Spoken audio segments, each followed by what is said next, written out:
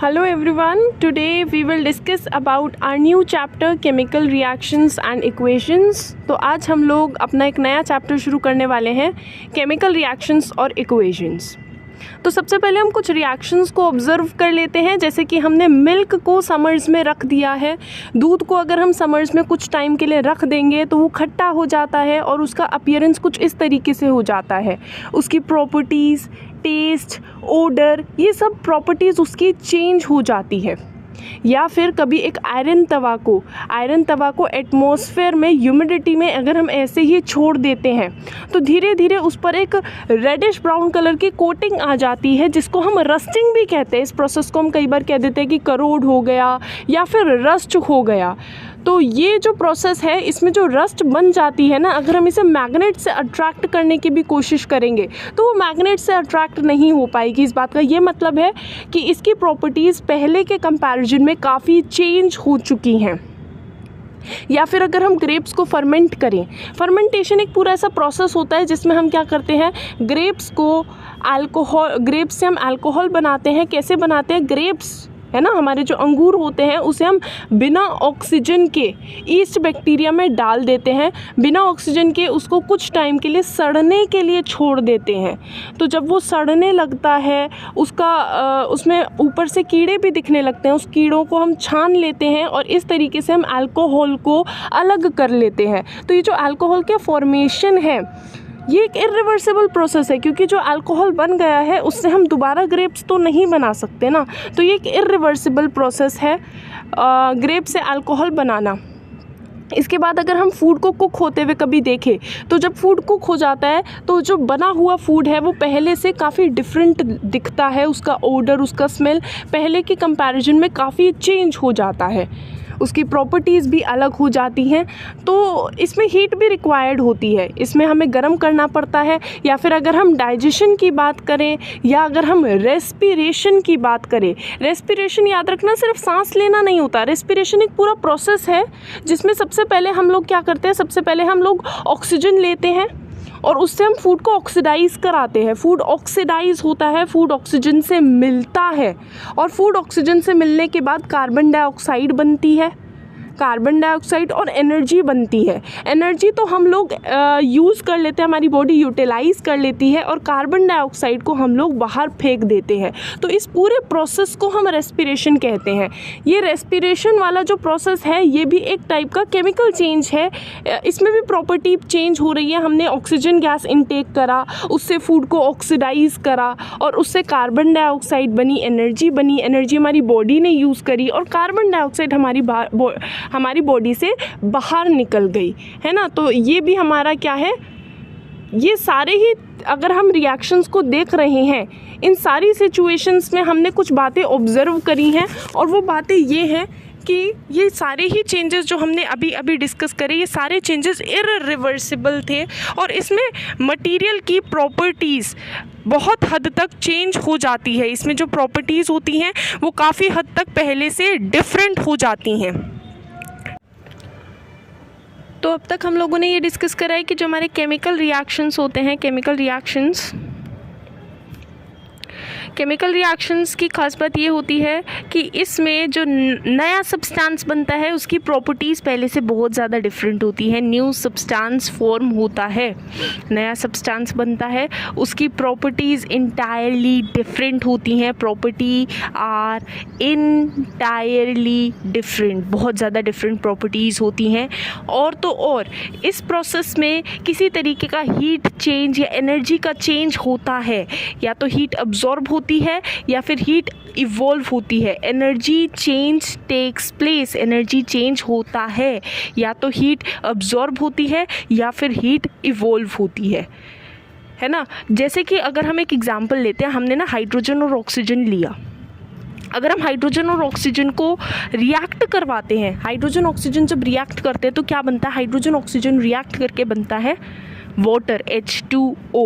ये सब रिएक्शंस हम धीरे धीरे इस चैप्टर में करना सीखेंगे। पहले समझते हैं हाइड्रोजन और ऑक्सीजन जब केमिकली रिएक्ट करते हैं तो वाटर बन जाता है। लेकिन हमारे दिमाग में ये बात सुनकर कुछ क्वेश्चंस उठते होंगे, जैसे कि हाइड्रोजन और ऑक्सीजन तो हमारे एटमॉस्फेयर में बहुत सारा अवेलेबल है, हमारे एटमॉस्फेयर में बहुत सारा हाइड्रोजन है, बहुत सारा ऑक्सीजन है, जबकि हाइड्रोजन काफ़ी कम है, लेकिन फिर भी हाइड्रोजन और ऑक्सीजन मिलकर वाटर तो बन ही सकते हैं ना। लेकिन ऐसा होता नहीं है। और तो और हाइड्रोजन की अगर हम बात करें तो ये एक गैस है, गैस, और एक ऐसी गैस है जो हाईली इन्फ्लेमेबल है। इन्फ्लेमेबल मतलब बहुत जल्दी आग पकड़ती है, हाईली इन्फ्लेमेबल है। और ऑक्सीजन के बिना तो आग लग ही नहीं सकती। ऑक्सीजन भी एक गैस है जिसके बिना तो आग लग ही नहीं सकती। आग लगाने के लिए ऑक्सीजन गैस की रिक्वायरमेंट होती है, लेकिन दोनों के मिलने से बन गया पानी। पानी तो आग बुझाता है उल्टा, है ना। तो हाइड्रोजन एक गैस थी, याद रखना ये एक पॉप साउंड से बर्न करती है। जब ये जलती है तो पॉप साउंड हमें सुनाई देता है। Oxygen gas supporter of combustion है और दोनों के मिलने से बन गया वाटर। वाटर क्या करता है? वाटर आग बुझाता है। तो इससे हमें ये समझ में आ रहा है कि हमारे केमिकल रिएक्शंस में प्रॉपर्टी चेंज हो जाती है। ये गैस थी और ये वाटर है, लिक्विड है ना। ये जलने पर पॉप साउंड देता था, ये जलने में हेल्प करता था, और ये जो हमारा पानी बना है ये पानी आग बुझाता है। और तो और ये रिएक्शन नॉर्मली नहीं होता। अगर नॉर्मली होता तो हमारे एटमॉस्फेयर में अपने आप पानी बनता चला जाता, है ना। हम क्या करते, बस हाइड्रोजन ऑक्सीजन मिला देते और बन जाता पानी। लेकिन सिर्फ मिलना नहीं होता, इनको केमिकली रिएक्ट करने के लिए और कंडीशंस की भी ज़रूरत पड़ती है। हमें इसमें हीट भी देनी पड़ेगी, मतलब हमें इसमें किसी फॉर्म की एनर्जी देनी पड़ेगी। ये बिना एनर्जी के ये प्रोसेस वर्क नहीं कर पाएगा। अगर हम हाइड्रोजन और ऑक्सीजन को लें और बहुत टाइम तक एज इट इज़ रख भी दें तो भी पानी नहीं बनेगा, उसमें कुछ और कंडीशंस की भी रिक्वायरमेंट बनेगी। तो मतलब केमिकल रिएक्शन में नया सब्सटेंस बनता है, नई प्रॉपर्टीज़ होती हैं, और क्या होता है, एनर्जी का चेंज ज़रूर होता है। या तो एनर्जी एब्जॉर्ब होती है या फिर एनर्जी इवॉल्व होती है। या तो हीट एब्जॉर्ब होगी या हीट बाहर आएगी, या तो अंदर जाएगी या बाहर आएगी। ठीक है, अभी हम डिस्कस भी करेंगे जिसमें हीट एब्जॉर्ब होती है, किसमें हीट इवॉल्व होती है ना। ये सब हम लोग डिस्कस करेंगे। खैर, लेकिन अगर हम पानी में, जो हमारा वाटर होता है, ये रहा पानी, इस पानी में अगर मैं चीनी डालती तो पानी और चीनी को मिलाने से कोई केमिकल रिएक्शन नहीं होता। अब कोई केमिकल रिएक्शन क्यों नहीं हो रहा? क्योंकि इसमें कोई नई चीज़ नहीं बन रही है। पानी और चीनी को मिलाया तो अब वो कुछ ऐसा नया सा नहीं बन गया है, पहले जैसी प्रॉपर्टीज़ फॉलो हो रही हैं। जैसे कि पानी होता है, पानी अभी भी लिक्विड है, पहले भी लिक्विड था। जो चीनी है वो बस इंटरमॉलिक्यूलर स्पेसेस में जाकर बैठ गई है, कोई नई चीज़ थोड़ी बनी है। पानी के बीच में जो मॉलिक्यूल्स के बीच में जो स्पेस होता है वहाँ पर जाकर चीनी बैठ गई है ना। अभी भी ये पानी अगर हम इसे ड्रिंक करेंगे तो ये मीठा होगा, ये आग बुझा सकता है। मतलब सारी प्रॉपर्टी पानी और चीनी जैसी ही है ना। कोई नया सब्सटेंस नहीं बना है, पहले जैसी प्रॉपर्टीज़ हैं, बस चीज़ें एक दूसरे के साथ रखी हुई हैं। ना इसमें हीट अब्जॉर्ब हुई है ना हीट इवॉल्व हुई है। तो ये एक तरीके का फिजिकल चेंज है। इनको अलग करना भी बहुत आसान है। जब केमिकल रिएक्शन हो जाता है तो उसको वैसा जैसा वो था वैसा लाने में बहुत दिक्कत होती है। ऐसा जनरल है। मतलब जनरली केमिकल चेंजेस जो होते हैं, जनरली जो होते हैं ना, वो कैसे होते हैं? केमिकल चेंज जनरली इरिवर्सिबल होते हैं। इरिवर्सिबल मतलब हो गए तो हो गए, अब इन्हें वापस पीछे करना आसान नहीं है। लेकिन फिजिकल चेंजेस, लेकिन वर्ड यूज़ हुआ है जनरली, हमेशा नहीं। ये एक जनरल स्टेटमेंट है। फिजिकल चेंजेस जनरली कैसे होते हैं? जनरली रिवर्सिबल होते हैं।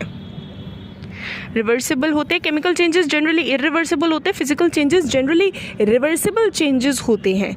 जैसे कि अगर हम पेपर को फाड़ दें तो कोई नया सब्सटेंस थोड़ी बना है, पेपर था, उसको फाड़ दिया तो पेपर का जो छोटा वाला पार्ट है वो भी पेपर ही कहलाएगा। कोई प्रॉपर्टीज़ चेंज नहीं हुई हैं, तो ये एक तरीके का फिज़िकल चेंज है। लेकिन फिज़िकल चेंज होने के साथ साथ ये इरिवर्सिबल चेंज भी है। फटा हुआ पेपर वापस हम उसे उसी बिल्कुल उसी फॉर्म में कन्वर्ट नहीं कर सकते। टेप वेप से वो बात नहीं आएगी, पेपर वैसे का वैसा दोबारा नहीं हो पाएगा। तो फिज़िकल चेंजेस भी इरिवर्सिबल हो सकते हैं। है ना। लेकिन फिजिकल चेंज में कभी भी कोई नया सब्सटेंस नहीं बनता, प्रॉपर्टीज़ पहले जैसी ही रहती है। पेपर फट जाने के बाद भी पेपर ही कहलाएगा, उस पर हम लिख सकते हैं, उसकी प्रॉपर्टीज़ पहले जैसी ही हैं। लेकिन अगर हम पेपर को जला दें तो पेपर जलने के बाद ब्लैक कलर का पीपीटी बन जाता है, ब्लैक कलर का ऐश बन जाता है। अब उस जले हुए पेपर को हम पेपर थोड़ी कहेंगे, हम तो कहेंगे ये तो राख है ना। तो इसमें प्रॉपर्टीज़ इंटायरली चेंज हो गई, उसमें हम लिख नहीं पा रहे, वो वाइट कलर का नहीं है, इसमें प्रॉपर्टीज़ इंटायरली चेंज हो गई। तो बर्निंग ऑफ पेपर क्या है? केमिकल चेंज है। Tearing of paper physical change है। कुछ फिजिकल चेंजेस रिवर्सिबल भी होते हैं, जैसे कि बर्फ़ जम जाती है, वापस पिघलकर पानी बन जाती है, तो ये एक तरीके का फिजिकल चेंज है ना। फिजिकल चेंज जनरली रिवर्सिबल होते हैं, कई बार इरिवर्सिबल भी हो सकते हैं, लेकिन जो केमिकल चेंजेस होते हैं वो जनरली इरिवर्सिबल होते हैं, उन्हें दोबारा रिएक्टेंट में कन्वर्ट करना डिफ़िकल्ट होता है। हम एक एक्टिविटी डिस्कस करेंगे। इस एक्टिविटी में हम मैग्नीशियम स्ट्रिप को लेते हैं, मैग्नीशियम स्ट्रिप को, और उसे जलाते हैं। मैग्नीशियम स्ट्रिप जो है उसको जब हम जलाते हैं तो जलाने से पहले हमें एक बात याद रखनी पड़ेगी, हमें मैग्नीशियम को सैंड पेपर से रब करना पड़ेगा, उसे रगड़ना पड़ेगा सैंड पेपर से। कुछ हमने मैग्नीशियम रिबन लिया और उसे सैंड पेपर से रब करा। रब करने की ज़रूरत इसलिए थी क्योंकि मैग्नीशियम जो है वो हाईली रिएक्टिव मेटल है। ये धीरे धीरे हम समझेंगे कि मैग्नीशियम एक हाईली रिएक्टिव मेटल है, और ये जो मैग्नीशियम है ये रिएक्टिव होने की वजह से जो एटमॉस्फेयर में ऑक्सीजन प्रेजेंट होती है, जो एटमॉस्फेयर में ऑक्सीजन होती है, उससे रिएक्ट करके मैग्नीशियम ऑक्साइड बना लेता है। और जब एक बार मैग्नीशियम ऑक्साइड बन जाता है ना, तो फिर होता क्या है, मैग्नीशियम ऑक्साइड उसे फर्दर किसी से आसानी से रिएक्ट नहीं करने देता। इसलिए हमें मैग्नीशियम रिबन को पहले रब करना पड़ता है, जिससे कि मैग्नीशियम की ऑक्साइड की लेयर हटाई जा सके। जब हम मैग्नीशियम को हम पेयर ऑफ टोंग्स से लेंगे, डायरेक्ट हाथ से पकड़कर नहीं जलाएंगे, टोंग से हम उसे जलाएंगे, और जलते हुए जब हम उसे देखेंगे तो जब मैग्नीशियम रिबन जलाएंगे, ये बंसर बर्नर है जो हम लोग लैबोरेटरी में यूज़ करते हैं, ब्लू कलर की ये फ्लेम देता है। तो हमने मैग्नीशियम रिबन को जलाया तो ये एक डार्जलिंग वाइट लाइट देता है, डार्जलिंग वाइट लाइट, जैसे कि फूलझड़ी जलती है ना, और वो डार्जलिंग वाइट लाइट देती है, ऐसा कलर मैग्नीशियम जलते हुए देता है। और जलने के बाद ये वाइट कलर का पीपीटी बनाता है, वाइट कलर का प्रेसिपिटेट बना देता है, और ये प्रेसिपिटेट मैग्नीशियम ऑक्साइड का है। हमने मैग्नीशियम को रगड़ा सैंड पेपर से और उसके बाद उसे जलाया, तो जलाने के बाद हमें क्या ऑब्जर्व हुआ? हमें ऑब्जर्व हुआ कि मैग्नीशियम जो है वो डार्जलिंग वाइट लाइट से जला और बाद में उसने मैग्नीशियम ऑक्साइड का वाइट प्रेसिपिटेट बना दिया। तो हमने ये ऑब्जर्व करा, मैग्नीशियम डार्जलिंग वाइट लाइट से जलता है और जलने के बाद वाइट कलर के प्रेसिपिटेट में कन्वर्ट हो जाता है, और इस वाइट कलर के प्रेसिपिटेट को हम मैग्नीशियम ऑक्साइड कहते हैं। मैग्नीशियम ऑक्साइड बना कैसे है? तो मैग्नीशियम और ऑक्सीजन के मिलने से बना है। एक केमिकल रिएक्शन और ऑब्जर्व करते हैं, उसके बाद हम धीरे धीरे समझेंगे कि केमिकल रिएक्शंस हमको कैसे लिखने हैं, कौन कौन से मेटल्स, कौन कौन से एसिड्स, कुछ बेसिक बातें हम लोग डिस्कस करेंगे।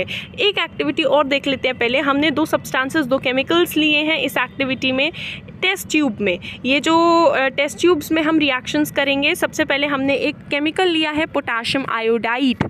पोटाशियम आयोडाइड अभी हम धीरे धीरे डिस्कस करेंगे। पोटाशियम आयोडाइड का फॉर्मूला होता है KI पोटाशियम आयोडाइड लिया है, और एक हमने लिया है सिल्वर नाइट्रेट को पोटाशियम आयोडाइड में डाल देंगे।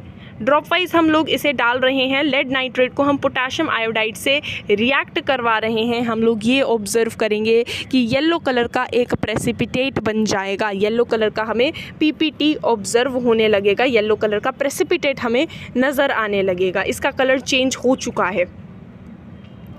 एक और हम एक्टिविटी कर रहे हैं, इसमें हमने एक एसिड लिया है और एक हमने लिया है जिंक ग्रैन्यूल्स। जिंक ग्रैन्यूल्स को हमने डाला है। जिंक ग्रैन्यूल्स को किस में डाला है? जिंक ग्रैन्यूल्स को हमने डाइल्यूट H2SO4 यानी कि सल्फ्यूरिक एसिड में डाला है। टेंशन की कोई बात नहीं है। अभी हम धीरे धीरे डिस्कस करेंगे कि हमें कौन कौन सी मेन एसिड्स पढ़नी है, कौन कौन से मेन मेटल्स पढ़ने हैं, फॉर्मूले वगैरह वो धीरे धीरे हम बनाना सीखेंगे।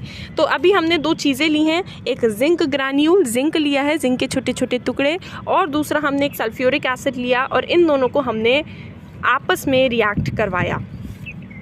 जिंक को हमने H2SO4 से रिएक्ट करवाया। ये ड्रॉपर से हम लोग H2SO4 जिंक ग्रैन्यूल के ऊपर डाल रहे हैं एक कोनिकल फ्लास्क में। तो हम लोग क्या ऑब्ज़र्व करेंगे, हम लोग ये ऑब्ज़र्व करेंगे, हमने ऊपर से इसमें एक ग्लास ट्यूब लगा दी क्योंकि इसमें हाइड्रोजन गैस निकलने वाली है, इसमें गैस निकलने वाली है। हमने दो चीज़ें मिलाई हैं, जिंक और सल्फ्यूरिक एसिड। जिंक और सल्फ्यूरिक एसिड को मिलाने के बाद हमने क्या ऑब्ज़र्व करा, हमने इसमें ऑब्ज़र्व करा कि इसमें गैस इवॉल्व हुई है, गैस बाहर आई है। और कौन सी गैस बाहर आई है, तो इसमें हाइड्रोजन गैस बाहर आई है। क्योंकि ये केमिकल रिएक्शन है तो इसमें हीट का एक्सचेंज ज़रूर होगा और स्टेट भी चेंज होगा। इन एक्टिविटीज़ से हम लोग क्या समझ रहे हैं, इन एक्टिविटीज़ से हम लोग समझते हैं कि जब भी एक केमिकल रिएक्शन अकर होता है, जब भी हमारा एक केमिकल रिएक्शन होता है, हमने अभी अभी दो एक्टिविटीज़ करके देखी। एक हमने मैग्नीशियम को जलाया था तो उसने डार्जिलिंग वाइट लाइट दी थी और उसके बाद वाइट कलर का पाउडर दिया था। उसके बाद हमने जिंक को सल्फ्यूरिक एसिड में डालकर देखा तो उसमें गैस इवॉल्व हुई। तो हमें अब समझना पड़ेगा कि जब भी एक केमिकल रिएक्शन होता है तो उसमें क्या क्या चीज़ें हो सकती हैं।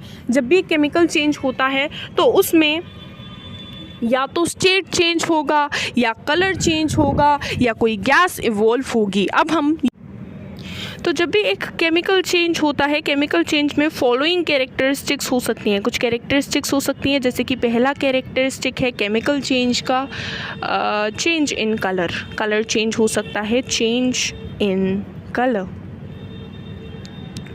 चेंज इन कलर हम लोग कब ऑब्जर्व करेंगे, जैसे कि हमने एक सब्सटेंस लिया है ना, ये कैरेक्टरिस्टिक्स ऑफ केमिकल चेंज हम पढ़ रहे हैं कि केमिकल चेंज जब भी होता है तो हम इनमें से कुछ चीज़ें ऑब्जर्व कर सकते हैं। चेंज इन कलर हम लोग एक सोल्यूशन लेंगे लेड नाइट्रेट का।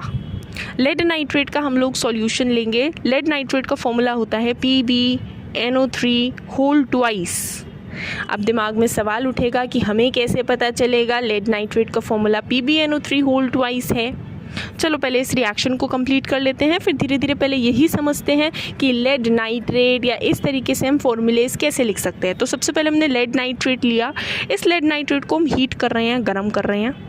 जब हम गर्म करेंगे तो इसमें एक बनेगा PbO plus NO2 plus O2। दूसरा सवाल, अब भाई हमें कैसे पता चलेगा कि लेड नाइट्रेट टूटकर यही चीज़ें देता है, हमें कैसे केमिकल रिएक्शन लिखना आएगा, तो ये सब हम धीरे धीरे समझेंगे। ये PbO का अभी कलर याद कर लेते हैं। इस PbO का कलर होता है येलो। ये PbO येलो कलर्ड का सब्सटेंस है। तो ये एक ऐसा रिएक्शन है जिसमें हम चेंज इन कलर ऑब्जर्व करेंगे। इस रिएक्शन में हम चेंज इन कलर ऑब्जर्व करते हैं। सबसे पहले हम यही समझ लेते हैं कि हमें जो इस चैप्टर में मेन डिस्कस करने हैं, वैलेंसी तो हमने पहले ही डिस्कस कर रखी, मतलब वैलेंसी के बारे में तो हमें पहले ही पता है। अब देखो हमें ये याद रखना है कि 1 वैलेंसी कौन कौन से मेटल्स की होती है, 2 वैलेंसी कौन कौन से मेटल्स की होती है और 3 वैलेंसी कौन कौन से मेटल्स की होती है। उसके थ्रू ही हम फॉर्मूलेस को बना पाएंगे। तो 1 वैलेंसी हमारे 3 मेन मेटल्स की होती है। एक मेटल हमारा उसमें से है सोडियम Na यानी कि सोडियम। एक होता है पोटाशियम यानी कि पोटाशियम के, ये भी एक मेटल है जिसकी वैलेंसी 1 है। इसके अलावा सोडियम, पोटाशियम और silver, sodium, potassium, silver Ag, इन 3 मेटल्स की वैलेंसी 1 होती है। ये हमको ध्यान रखना पड़ेगा। किस किस की वैलेंसी 1 होती है? सोडियम, पोटाशियम और सिल्वर की। 2 वैलेंसी तो बहुत सारे मेटल्स की होती है, याद रखना। सोडियम, पोटाशियम, सिल्वर इनकी वैलेंसी 1 है। और एक एल्यूमिनियम है जिसकी वैलेंसी 3 है। एल्यूमिनियम की वैलेंसी 3 होती है। इसके अलावा बाकी ज़्यादातर चीज़ों की वैलेंसी 2 होती है, जैसे कि zinc, magnesium, calcium, barium, lead, iron, copper, इन सब की ही वैलेंसी क्या होती है? इन सब की वैलेंसी 2 होती है। ज़्यादातर मेटल्स की वैलेंसी 2 होती है।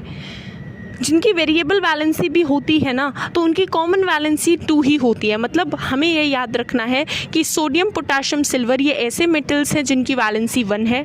एल्यूमिनियम एक ऐसा मेटल है जिसकी वैलेंसी 3 है। बाकी ज़्यादातर मेटल्स की जो वैलेंसी होती है वो 2 होती है। इतना हमें ध्यान रखना पड़ेगा पॉजिटिव वालों में। फिर हम फॉर्मूलेज बनाना सीखेंगे नेगेटिव वालों में, है ना। ये पॉजिटिव को बेसिक रेडिकल्स भी कहते हैं। ये सब हमने 9th क्लास में पढ़ा है। ये बेसिक रेडिकल्स हैं, है ना। इन पर पॉजिटिव चार्ज होता है। मेटल्स हैं ये सारे के सारे। चलो जी, तो अब नॉन मेटल्स की बात कर लेते हैं, नेगेटिव वालों की बात कर लेते हैं। तो नेगेटिव वालों में जिन को हमें डिस्कस करना है, नेगेटिव वालों में एक तो हम लोग डिस्कस करेंगे कार्बोनेट। तो क्या होता है कार्बोनेट? कार्बोनेट होता है CO3 रटना पड़ेगा, CO3 ये जो 2 हमको दिख रहा है ये इसकी वैलेंसी है। कार्बोनेट क्या होता है? CO3 एक होता है बाइकार्बोनेट। बाइकार्बोनेट क्या होता है? किसी के आगे भी बाय आ जाए, बाय का मतलब H+ जोड़ना है। बाय का मतलब क्या होता है? H+ जोड़ना है। तो H+ और CO3 एक प्लस और एक माइनस आपस में कट जाएंगे, ये बचेगा HCO3। इसको बाइकार्बोनेट कहते हैं। यानी बाइकार्बोनेट होता है HCO3 वैलेंसी 1। एक हमें सल्फेट ध्यान रखना है, सल्फेट। तो सल्फेट क्या होता है? सल्फेट होता है SO4 एक सल्फाइट होता है, सल्फाइट क्या होता है? सल्फाइट होता है SO3 और एक सल्फाइड भी होता है। मतलब सल्फेट अगर हमने याद कर लिया, सल्फेट होता है SO4 तो उससे जस्ट एक O कम करेंगे तो सल्फाइड बन जाएगा। और अगर हम सारे के सारे O हटा दें, हर एक O को हटा दिया जाए तो S2- इसको सल्फाइड कहते हैं। बायसल्फेट नाम की भी एक चीज़ होती है, बायसल्फेट। बायसल्फेट क्या होता है? सल्फेट में H+ जोड़ दो, H+ और SO4 एक प्लस एक माइनस कट जाएगा, HSO4- बचेगा। इसे बायसल्फेट कहते हैं। बायसल्फाइट अगर हमें सोचना है तो बायसल्फाइट क्या होता है? बायसल्फाइट होगा H+ और सल्फाइट क्या है? SO3 एक प्लस एक माइनस कट जाएगा, HSO3- बचेगा। चलो जी, एक हम लोग जो आयन है हमें डिस्कस करना है नाइट्रेट। तो नाइट्रेट क्या होता है? नाइट्रेट होता है NO3-। नाइट्रेट क्या होता है? नाइट्रेट होता है NO3-। एक नाइट्राइट नाम की चीज़ होती है, नाइट्राइट नाम की चीज़ होती है। उसमें जस्ट एक O हम कम करेंगे तो वो हो जाएगा NO2-। इसके अलावा क्लोराइड ध्यान रखना पड़ेगा। क्लोराइड होता है Cl- और एक होता है हाइड्रोक्साइड। हाइड्रोक्साइड क्या होता है? हाइड्रोक्साइड OH- होता है।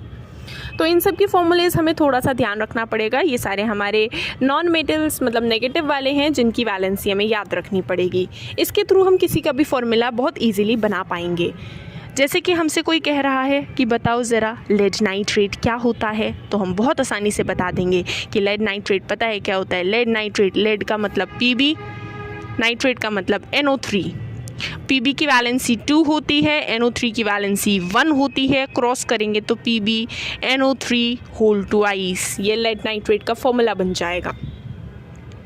कोई हमसे कहता है कि बताना ज़रा सोडियम कार्बोनेट क्या होता है, कोई दिक्कत नहीं है। सोडियम कार्बोनेट क्या होगा? सोडियम होता है Na, कार्बोनेट होता है CO3। सोडियम की वैलेंसी 1 है, CO3 की वैलेंसी 2 है। क्रॉस करेंगे तो Na2CO3 ये सोडियम कार्बोनेट का फॉर्मूला आ जाएगा। जैसे कि अगर हम लोग कैल्शियम बाइकार्बोनेट डिस्कस करें, कैल्शियम बाइकार्बोनेट क्या होता है? कैल्शियम बाइकार्बोनेट, कैल्शियम होता है Ca, बाइकार्बोनेट होता है HCO3। कैल्शियम की वैलेंसी 2, HCO3 की वैलेंसी 1। क्रॉस करोगे तो ये फॉर्मूला बन जाएगा कैल्शियम बाइकार्बोनेट का। इस तरीके से हम लोग फॉर्मूला लिख सकते हैं। जैसे हमसे कोई कह रहा है कि बताओ बेरियम क्लोराइड क्या है, कोई बात नहीं, बेरियम होता है Ba, क्लोरीन होता है Cl। Ba की वैलेंसी 2 होती है, Cl की वैलेंसी 1 होती है। जब हम इन्हें क्रॉस करेंगे तो BaCl2 बनेगा। ये बेरियम क्लोराइड का फॉर्मूला होता है। ये हमारे बेरियम क्लोराइड का फॉर्मूला है BaCl2, बेरियम क्लोराइड का फॉर्मूला। तो इस तरीके से हम लोग फॉर्मूलेज बना सकते हैं। ठीक है, तो इस तरीके से हम लोग फॉर्मूले बना लेंगे। एक और ट्राई कर लेते हैं एल्यूमिनियम का, कोई एल्यूमिनियम सल्फेट ट्राई कर लेते हैं। तो एल्यूमिनियम सल्फेट क्या होगा, Al और सल्फेट SO4। Al की वैलेंसी 3 है, SO4 की वैलेंसी 2 है, क्रॉस करेंगे तो Al2SO4 होल थ्राइस। तो इस तरीके से हम इजीली फॉर्मूलेज बना सकते हैं। इसके अलावा हमें 3 एसिड्स के फॉर्मूलेज ध्यान रखने हैं। तो हमारी 3 एसिड्स जो हमें ध्यान रखनी पड़ेंगी वो 3 एसिड्स हैं। सल्फ्यूरिक एसिड, क्या होता है भाई सल्फ्यूरिक एसिड? सल्फ्यूरिक एसिड होता है, सल्फ्यूरिक एसिड होता है H2SO4। एक नाइट्रिक एसिड होता है नाइट्रिक एसिड, नाइट्रिक एसिड होता है HNO3। और एक होता है हाइड्रोक्लोरिक एसिड, हाइड्रोक्लोरिक एसिड, उसका फॉर्मूला होता है HCl। ये सब बेसिक बातें हमें जाननी पड़ेंगी अगर हमें केमिकल रिएक्शंस लिखना सीखना है तो चलो केमिकल रिएक्शंस को लिखना स्टार्ट करते हैं।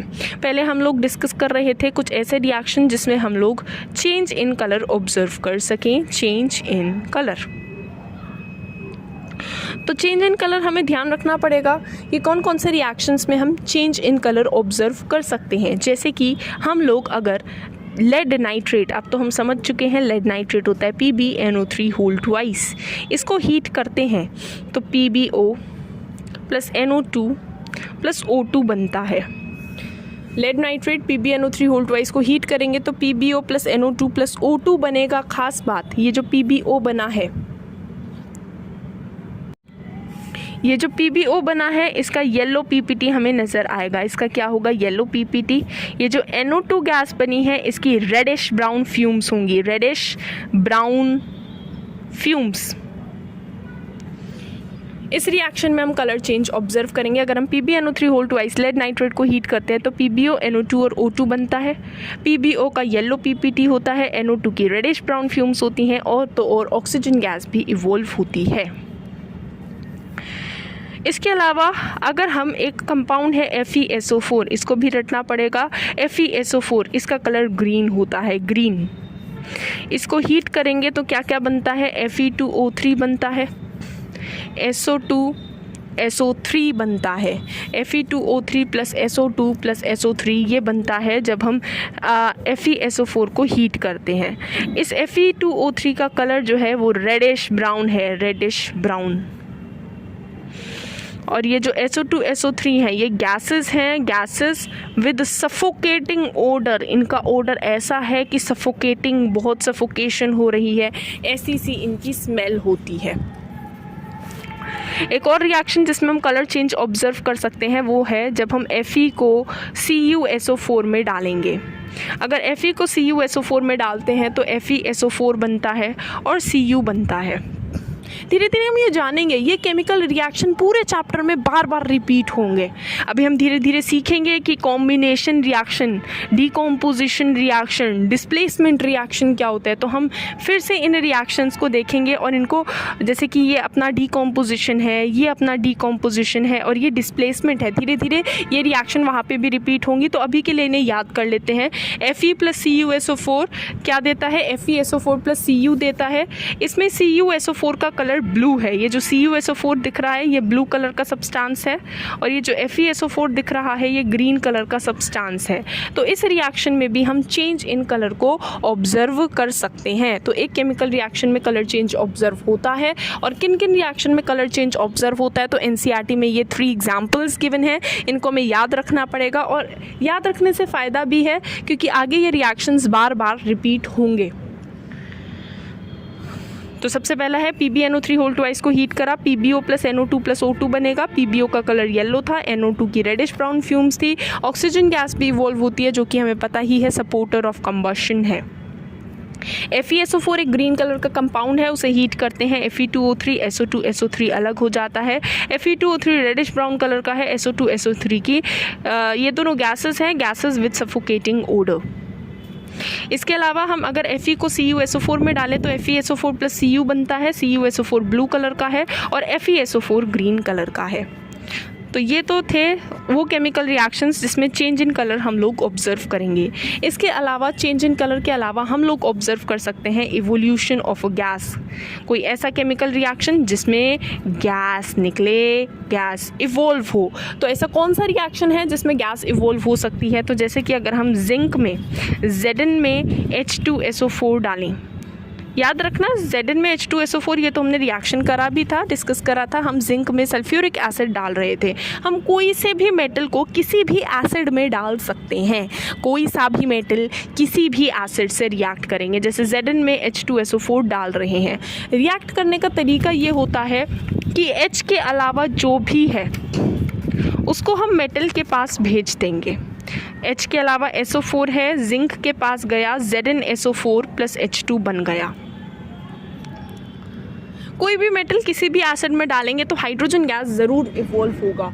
ये वो रिएक्शंस हैं जिसमें हाइड्रोजन गैस हमें इवोल्व होता हुआ नज़र आएगा। कोई और मेटल भी ले सकते हैं, जैसे कि कैल्शियम ले लिया, कैल्शियम, और इसमें कोई और एसिड डाल दिया। कौन सा एसिड? HCl डाल देते हैं। H के अलावा Cl है, Cl मेटल के पास जाएगा तो Ca के पास Cl गया, Ca की वैलेंसी थी 2, तो ये 2, ये 1, CaCl2 बनेगा और साथ साथ हाइड्रोजन गैस इवोल्व हो जाएगी।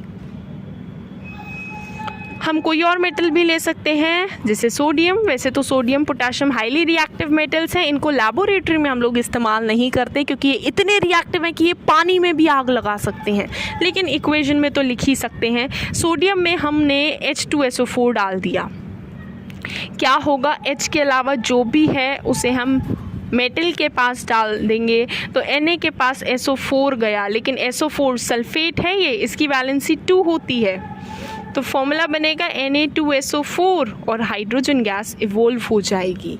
तो अगर हम किसी भी मेटल को किसी भी एसिड से रिएक्ट करते हैं तो हाइड्रोजन गैस ज़रूर इवोल्व होती है, हाइड्रोजन गैस इवोल्व होती है। कोई और मेटल ले लेते हैं, जैसे कि Fe ले लेते हैं और इसमें HCl डाल देते हैं, तो H के अलावा Cl है, Cl Fe के पास जाएगा, Fe के पास Cl गया, FeCl2 बनेगा और साथ साथ हाइड्रोजन गैस इवोल्व होगी। तो ये वो रिएक्शंस हैं जिसमें हाइड्रोजन गैस इवोल्व हो सकती है। हाइड्रोजन गैस के अलावा हम ये गैसेस, हमें कौन कौन सी गैस इवोल्व करनी आनी चाहिए? H2, SO2, CO2, NO2, ये सब गैसेस हम इवोल्व करना सीखेंगे और बहुत आसान है, कोई दिक्कत वाली बात नहीं है। हाइड्रोजन गैस हमने अब इवोल्व करनी सीख ली कि किसी भी मेटल में कोई सी भी एसिड डालेंगे तो हाइड्रोजन गैस तो ज़रूर निकलेगी। अब इन तीनों का क्या कंसेप्ट है? इन तीनों का ये कंसेप्ट है कि याद रखना, किसी के CO3 पता है ना, कार्बोनेट, किसी का CO3 मतलब किसी मेटल का कार्बोनेट, तो किसी का CO3 CO2 देता है, किसी का SO3 SO2 देता है और किसी का NO3 NO2 देता है। CO3 कार्बोनेट है, किसी का CO3 CO2 देगा, SO3 सल्फाइड है, ये SO2 गैस इवोल्व करेगा, और NO3 नाइट्रेट है, ये NO2 गैस इवोल्व करेगा। किस तरीके से करेगा अब हम वो चीज़ देख लेते हैं। जैसे कि किसी का भी कार्बोनेट है, CaCO3 कैल्शियम कार्बोनेट है, इसे हीट करेंगे अगर हम, हीट करने का सिंबल ये ट्रायंगल होता है, तो इसमें होगा ये कि CaO अलग हो जाएगा और CO2 गैस अलग हो जाएगी। तो इस रिएक्शन में CO2 गैस इवोल्व हो रही है। हम ऐसा भी कर सकते हैं कि किसी के SO3 को हीट करें। अगर हम CaSO3 को हीट करते तो CaO अलग हो जाता और SO2 गैस अलग हो जाती। ठीक है, अगर हम किसी के भी CO3, ज़रूरी नहीं कैल्शियम ही लेना है, PbCO3 लेड कार्बोनेट भी ले सकते हैं, अगर हम इसे भी हीट करेंगे तो PbO अलग हो जाएगा, CO2 अलग हो जाएगा। अगर हम PbSO3 लेंगे तो PbO अलग हो जाएगा और SO2 अलग हो जाएगा। इसी तरीके से किसी के NO3 से हम लोग NO2 बना सकते हैं। तो अगर मैं किसी का NO3 लूँ, जैसे CaNO3 whole twice calcium nitrate, यहाँ 2 क्यों लगा? क्योंकि कैल्शियम की वैलेंसी 2 थी, इससे पहले क्यों नहीं लगा? फिर कैल्शियम की 2, CO3 की 2 से 2 कट गया, इसलिए फॉर्मूला CaCO3 बना है। कैल्शियम नाइट्रेट का फॉर्मूला होगा CaNO3 होल ट्वाइस। इसको अगर हम हीट करते हैं तो CaONO2 और O2 गैस इवॉल्व होती है, इसमें O2 एक्स्ट्रा बनता है। जैसे कि अगर हम PbNO3 होल ट्वाइस को हीट करते, क्या बनता फिर? PbO plus NO2 plus O2। तो हमें ये समझ में आ गया कि किसी के CO3 को तोड़ोगे तो CO2 बनेगा, किसी के SO3 को तोड़ोगे SO2 बनेगा, और किसी के NO3 को तोड़ोगे तो NO2 के साथ साथ O2 भी बनेगा। अगर तोड़ने का मन नहीं है तो तोड़ने की जगह इसमें एसिड भी डाल सकते हो, जैसे कि CaCO3 है। हमें पता चल गया अगर हम इसे तोड़ें तो CaO अलग CO2 अलग, लेकिन हमारा तोड़ने का मन नहीं है तो तोड़ने की बजाय हम इसमें कोई भी एसिड डाल सकते हैं, चाहे HCl डालो, चाहे H2SO4 डालो, या चाहे HNO3 डालो। रिएक्शन करने का तरीका होता है H के अलावा जो भी है मेटल के पास जाएगा, तो Cl Ca के पास गया, CaCl2 बना। किसी का CO3 CO2 तो देता ही है, साथ साथ H2O बनेगा। ये H बचे हुए O से, देखो CO2 में 2 ही तो ऑक्सीजन यूज़ हुए हैं, एक ऑक्सीजन और एक हाइड्रोजन। ये दोनों हाइड्रोजन ऑक्सीजन मिले, ऑक्सीजन की वैलेंसी 2, इसकी 1 क्रॉस H2O। इसका करके देखते हैं ना एक बार। H के अलावा SO4 है,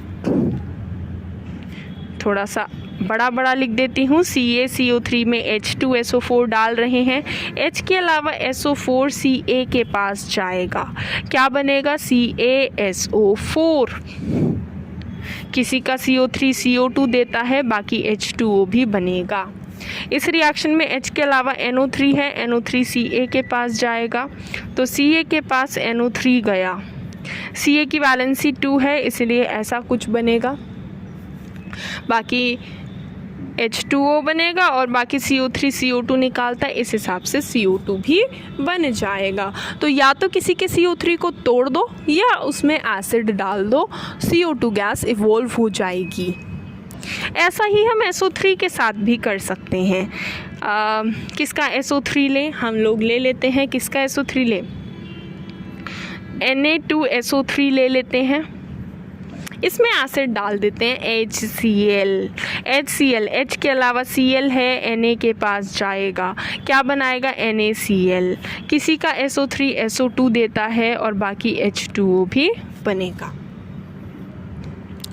या फिर MgSO3 में हम लोग HNO3 वाली एसिड यूज़ करते हैं, तो H के अलावा NO3 Mg के पास गया, MgNO3 whole twice plus H2O plus SO2। तो इस तरीके से हमें धीरे धीरे समझ में आ रहा है कि किसी का CO3 CO2 देता है, किसी का SO3 SO2 देता है, और किसी का NO3 NO2 गैस इवॉल्व करता है। अब मुझे तुम्हें एक बात और बतानी है, वो बात बहुत इम्पोर्टेंट है कि हमें पता है हम किसी के CO3 को तोड़ेंगे CO2 बनेगा, किसी के SO3 को तोड़ेंगे SO2 बनेगा, किसी के NO3 को तोड़ेंगे NO2 बनेगा। जैसे कि हमने मैग्नीशियम कार्बोनेट ले लिया MgCO3 और टूट कर ये दे दिया MgO प्लस CO2, लेकिन गलती से भी हमें Na2CO3 नहीं लेना है और K2CO3 भी नहीं लेना है, क्योंकि ये टूट नहीं सकते। सोडियम पोटेशियम का थोड़ा कभी कभी अलग चलता है, ये टूटते ही नहीं हैं। सोडियम कार्बोनेट पोटेशियम कार्बोनेट तुम कितना गर्म कर लो, कितनी मेहनत कर लो, टूटेंगे ही नहीं। तो कहीं एग्जाम्पल गलत ना हो जाए, वैसे तो ये चीज़ मेंशन नहीं है, फिर भी हम सेफ साइड में रहेंगे, हम कभी भी सोडियम या पोटेशियम के कार्बोनेट को तोड़ने की कोशिश नहीं करेंगे। इनके नाइट्रेट भी अलग तरीके से टूटते हैं। जैसे नॉर्मली नाइट्रेट कैसे टूटते हैं, अगर PbNO3 होल ट्वाइस को मैं तोड़ूँ तो क्या बनेगा? PbO plus NO2 plus O2। लेकिन NaNO3 टूटता ज़रूर है, लेकिन ऐसे नहीं टूटता, वो अजीब ही तरीके से टूटता है। ये देता है NaNO2 और O2, और जब KNO3 टूटता है ना तो वो देता है KNO2 प्लस O2। तो ले दे के हमें ये गैसेस इवॉल्व करनी आ गई हैं। हाइड्रोजन गैस, अगर हम किसी मेटल में कोई भी एसिड डाल देंगे तो हाइड्रोजन गैस इवॉल्व होगी। इस हाइड्रोजन गैस की खास बात भी है। क्या खास बात है इस हाइड्रोजन गैस की? पॉप साउंड देती है ये, पॉप साउंड। हाइड्रोजन गैस की खास बात क्या है? Pop sound. और एक CO2 गैस की खास बात है, इसका तो सफोकेटिंग ओडर है SO2 का। हाइड्रोजन गैस की खास बात पॉप साउंड, जब जलती है तो पटाखे जैसी आवाज़ देती है, पॉप साउंड देती है। CO2 की भी खास बात है। NO2 की तो रेडिश ब्राउन फ्यूम्स होती हैं। NO2 की क्या होती हैं? रेडिश ब्राउन फ्यूम्स होती हैं। इस CO2 की तो बहुत ही खास बातें हैं। ये CO2 आग बुझा सकती है, फायर एक्सटिंग्विशर में मतलब यूज़ होती है। जब गैसेस निकलती हैं तो एफरवेसेंस तो हर कोई देखता है ना। बबल्स दिखते हैं, जब गैस निकलेगी तो बबल्स तो दिखेंगे, एफरवेसेंस तो दिखेगा, लेकिन CO2 का ब्रिस्क एफरवेसेंस होता है। Brisk effervescence. ब्रिस्क एफरवेसेंस का मतलब क्या होता है कि इसमें जब ये CO2 गैस इवॉल्व हो रही होती है ना, तो जब ये गैस इवॉल्व हो रही होती है तो हमें सिर्फ बबल्स नहीं दिखते, हमें झाग दिखते हैं। जैसे कि कोल्ड ड्रिंक को शेक करोगे तो कोल्ड ड्रिंक जो है झाग बनाकर निकलेगी, वो CO2 है, CO2 है ना। तो CO2 की क्या होती है? CO2 की ब्रिस्क एफरवेसेंस होती है। ब्रिस्क एफरवेसेंस CO2 की होती है। और तो और ये लाइम वाटर को मिल्की कर देता है। बहुत इम्पोर्टेंट चीज़ है, कहीं ना कहीं घूम कर ज़रूर आती है। CO2 turns lime water milky. CO2 lime water को मिल्की कर देता है। हाइड्रोजन गैस की खास बात ये थी कि वो जलने पर पॉप साउंड देती थी। NO2 की रेडिश ब्राउन फ्यूम्स थी। और CO2 की मेन टेस्ट ये है कि ये लाइम वाटर को मिल्की कर देता है। लाइम क्या होता है? CaO। कई लोग लाइम वाटर को लेमन वाटर समझते हैं, नींबू पानी। बिल्कुल नहीं है ये। लाइम वाटर होता है चूने वाला पानी। CaO चूना है, इसमें पानी डालेंगे, चूना और पानी मिलाएंगे, CaO में H2O डाला। इसको ना एक्चुअली हमें H2O को अब हमें सीखना पड़ेगा कि इस H2O को हम H2O नहीं लिखेंगे। तो क्या लिखेंगे H2O को? H2O को हम लिखेंगे HOH। H2O को क्या लिखते हैं हम लोग? तो हम लोग CO2 के बारे में डिस्कस कर रहे थे। CO2 क्या करता है? It turns lime water milky. ये लाइम वाटर को मिल्की कर देता है। सबसे पहले डिस्कस कर लेते हैं लाइम वाटर होता क्या है। लाइम होता है CaO, वाटर होता है H2O। दोनों के मिलने से जो बनेगा वो बनेगा lime water, CaOH whole twice. ये लाइम वाटर का फॉर्मूला है, हमें याद रखना पड़ेगा। CaO लाइम है, H2O वाटर है, दोनों के मिलने से CaOH होल ट्वाइस बना। CaOH होल ट्वाइस होता है लाइम वाटर। इस लाइम वाटर में जब हम CO2 गैस को पास करेंगे, CaOH होल ट्वाइस, इसमें अगर मैंने CO2 पास करा, हमने थोड़ी देर पहले डिस्कस करा था, किसी का CO3 CO2 देता है, किसी का SO3 SO2 देता है, और किसी का NO3 NO2 देता है। इसका उल्टा भी बिल्कुल पॉसिबल है। किसी में CO2 डालेंगे तो उसका CO3 बन जाएगा।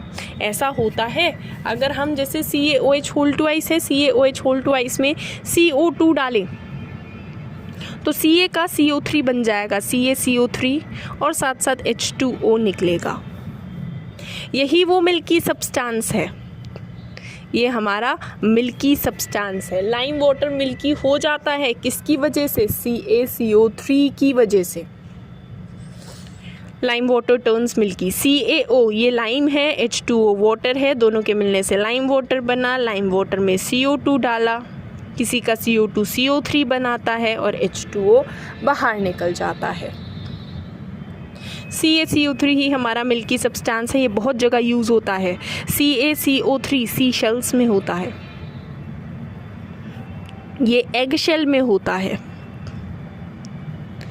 ये वाइट वॉशिंग के लिए यूज़ होता है। वाइट वॉशिंग पता है कैसे करते हैं? वाइट वॉशिंग करते हुए देखा है किसी को? सबसे पहले चूना लेते हैं CaO, उसमें पानी डालते हैं और उसे ढक देते हैं। ये इतना ज़्यादा रिएक्शन वॉयलेंट होता है ना कि इसमें ना आग, मतलब इतना ज़्यादा हीट इवॉल्व होती है कि इसमें हाथ लगाओगे हाथ जल जाएगा। इसे ढक दिया जाता है। CaO को H2O जब करता है कोई वाइट वॉश तो उसे ध्यान से देखना। चूना लेते हैं, पानी लेते हैं, दोनों को मिलाकर बाल्टी को ढक देते हैं। और उसमें बहुत ज़्यादा हीट निकलती है। उसे हटाओगे ना तो पानी के भाप बन के पानी की स्प्लैशेस होने लगेंगी फेस पर, है ना। तो ये रिएक्शन याद रखना, इसमें बहुत ज़्यादा हीट इवॉल्व होती है। ये एक हाईली एक्सोथर्मिक रिएक्शन है। अभी हम डिस्कस करेंगे कि जब भी दो चीज़ें मिलती हैं तो हमेशा हीट निकलती है। तो ये कैसा रिएक्शन है? ये एक एक्सोथर्मिक रिएक्शन है और बन क्या रहा है? CaOH2 बन रहा है ना। तो ये हम सबसे पहले चूने में पानी डालते हैं, ये लाइम वाटर बन जाता है। फिर इस लाइम वाटर को हम अपनी दीवारों पर लगा देते हैं। ये एटमॉस्फेरिक CO2 से रिएक्ट करता है और CaCO3 बना देता है। पानी भी होता है, इस वजह से थोड़ा गीला रहता है, धीरे धीरे सूख कर बस CaCO3 रह जाता है। यही मिल्की अपीयरेंस देता है। कोई कहे कि हमने वाइट वॉश करा था, उसके बाद जो वो वाइट कलर का फिनिशिंग आया वो किसका आया है? तो वो CaCO3 का आया है। समझ गए? तो ये रिएक्शन होता है। याद रखना, अगर किसी में भी उसका CO2 डालेंगे, उसका CO3 दोबारा बन जाएगा। ऐसा इसका ही नहीं, किसी का भी पॉसिबल है। NaOH में CO2 डालोगे, ये जो इक्वेशन है ये नेक्स्ट चैप्टर में काम आएगी, अभी तो नहीं काम आएगी। NaOH में CO2 डालेंगे तो Na2CO3 बनेगा और H2O बनेगा। खैर, तो ये अपना लाइम वाटर मिल्की है। लाइम वाटर, लाइम क्या होता है? CaO, वाटर क्या होता है? H2O। लाइम वाटर बन गया CaOH2। CaOH2 में CO2 डालेंगे, CaCO3 की मिल्कीनेस आएगी और वाटर बनेगा। याद रखना। लेकिन अगर बहुत देर तक ये रिएक्शन बहुत जगह नहीं करवाते हैं, फिर भी एक बार डिस्कस कर लेते हैं। CaCO3 में बहुत देर तक H2O CO2 पास करते रहें तो कैल्शियम बाइकार्बोनेट बन जाता है और ये सॉल्युबल है, तो इसकी वजह से मिल्कीनेस गायब हो जाती है। मतलब शुरू में तो क्या हुआ कि हमने चूना लिया CaO, उसमें पानी डाला तो CaOH2 बन गया, उसमें CO2 डाला तो CaCO3 की मिल्कीनेस आई।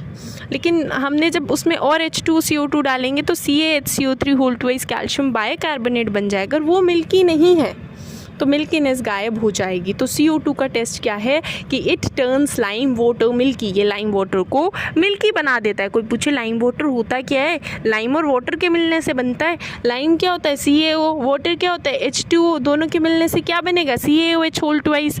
CaOH2 लाइम वाटर में CO2 पास करेंगे, CaCO3 का मिल्कीनेस अपीयरेंस हमको दिखेगा।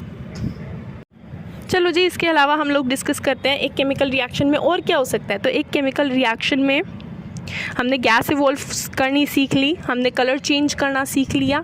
अब हम लोग जो डिस्कस करेंगे कि एक केमिकल रिएक्शन में स्टेट भी चेंज हो सकता है। स्टेट चेंज, तो स्टेट कैसे चेंज होता है? जैसे हाइड्रोजन में ऑक्सीजन डाला, बन गया पानी। ये गैस था, ये बन गया लिक्विड, तो स्टेट तो चेंज हुआ है ना। तो ये ऐसा रिएक्शन है जिसमें स्टेट चेंज हो सकता है। सॉलिड से लिक्विड, लिक्विड से गैस, इसको हम स्टेट चेंज कहते हैं। तो इसमें स्टेट चेंज हो सकता है। इसके अलावा हीट चेंज होता है, या तो हीट अब्जॉर्ब होता है या हीट इवॉल्व होता है। तो ये चीज़ें हम धीरे धीरे पढ़ेंगे कि जब भी दो चीज़ें मिलती हैं, जैसे CaO में H2O मिला तो क्या बन गया? CaOH2। लाइम में वाटर मिला, लाइम वाटर बन गया। ये रिएक्शन कैसा है? कॉम्बिनेशन, दो चीज़ें मिल रही हैं। दो चीज़ें जब भी मिलती हैं तो हीट निकलती है। इसमें क्या हो रहा है? हीट एग्जिट हो रही है। ये रिएक्शन कैसा है? एक्सोथर्मिक है। इसमें हीट निकलती है। हीट निकलती है तो आसपास गरम गरम लगेगा, है ना। जबकि कुछ ऐसे रिएक्शंस होते हैं जिसमें हमें हीट देनी पड़ती है। अगर किसी का CO3 तोड़ना है, NO3 तोड़ना है ना, CO3, NO3 या SO3, इनको तोड़ना है तो CaCO3 टूट कर देगा CaO, CO2, PbO, NO2, O2। किसी चीज़ को तोड़ना है ना तो फिर तुम्हें हीट देनी पड़ेगी, तो वो रिएक्शन होता है एंडोथर्मिक। तो हीट चेंज भी हो सकता है केमिकल रिएक्शन में, हीट चेंज भी हम लोग ऑब्जर्व कर सकते हैं। इसके अलावा कुछ रिएक्शंस में PPT भी बनता है। PPT प्रेसिपिटेट होता है।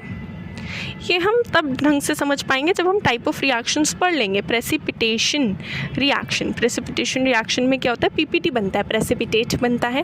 तो प्रेसिपिटेट कैसे बनता है? प्रेसिपिटेट हमेशा तब बनता है जब एक्सचेंज हो जाते हैं पार्टनर्स। अब कैसे पार्टनर्स एक्सचेंज? जैसे सोडियम अपने सल्फेट के साथ था, बेरियम क्लोराइड के साथ था। इन्होंने कहा कि चलो एक्सचेंज करते हैं, सोडियम के पास क्लोराइड आ गया, बेरियम के पास सल्फेट आ गया, NaCl और BaSO4। ऐसे टाइप के रिएक्शंस को डबल डिस्प्लेसमेंट कहते हैं। जब हम टाइप्स ऑफ रिएक्शंस कर रहे होंगे तब हम ये बात डिस्कस करेंगे। ये जो BaSO4 बना है इसका वाइट PPT है, तो कुछ रिएक्शंस में PPT भी बनता है। तो ये कुछ रिएक्शंस हमको ध्यान से ऑब्जर्व करने हैं, है ना। अभी हम ये सारे रिएक्शंस दोबारा से रिपीट होंगे जब हम टाइप्स ऑफ रिएक्शंस डिस्कस करेंगे कि 5 टाइप्स ऑफ रिएक्शंस होते हैं, तो ये सारे ही रिएक्शंस दोबारा से हमारे रिपीट होंगे। तो एक केमिकल चेंज में हम ये सब चीज़ें ऑब्जर्व कर सकते हैं। Change in state, change in colour, evolution of a gas और चेंज इन टेम्परेचर। ये सारी चीज़ें हम एक केमिकल रिएक्शन में ऑब्जर्व कर सकते हैं। प्रेसिपिटेट भी बन सकता है कुछ रिएक्शंस में। तो अब हम धीरे धीरे केमिकल रिएक्शंस की इक्वेशंस लिखने पर आ जाएंगे।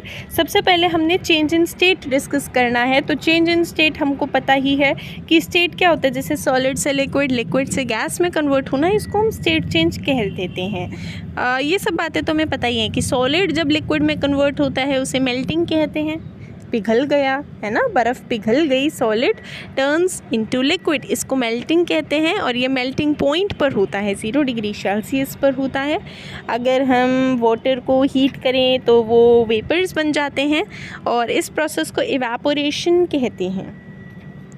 और जब इस इवेपोरेटेड वाटर को अगर हम वापस ठंडा करें तो पानी बन जाएगा, इसको कंडेंसेशन कहते हैं। और पानी को ठंडा करें तो बर्फ़ बन जाएगी, इसको फ्रीजिंग कहते हैं।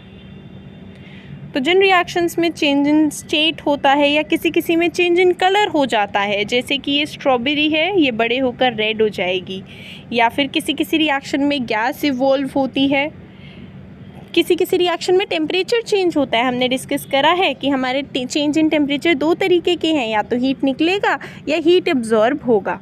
बर्फ़ पिघलना, अगर मैं सोचने की कोशिश करूं कि बर्फ़ पिघलना कैसा है, इसमें हीट अब्जॉर्ब होती है या हीट इवॉल्व होती है, तो बर्फ़ पिघलने में हीट अब्जॉर्ब होती है। ये आसपास की हीट को अब्जॉर्ब करके क्या हो जाएगा, पानी में कन्वर्ट हो जाएगा।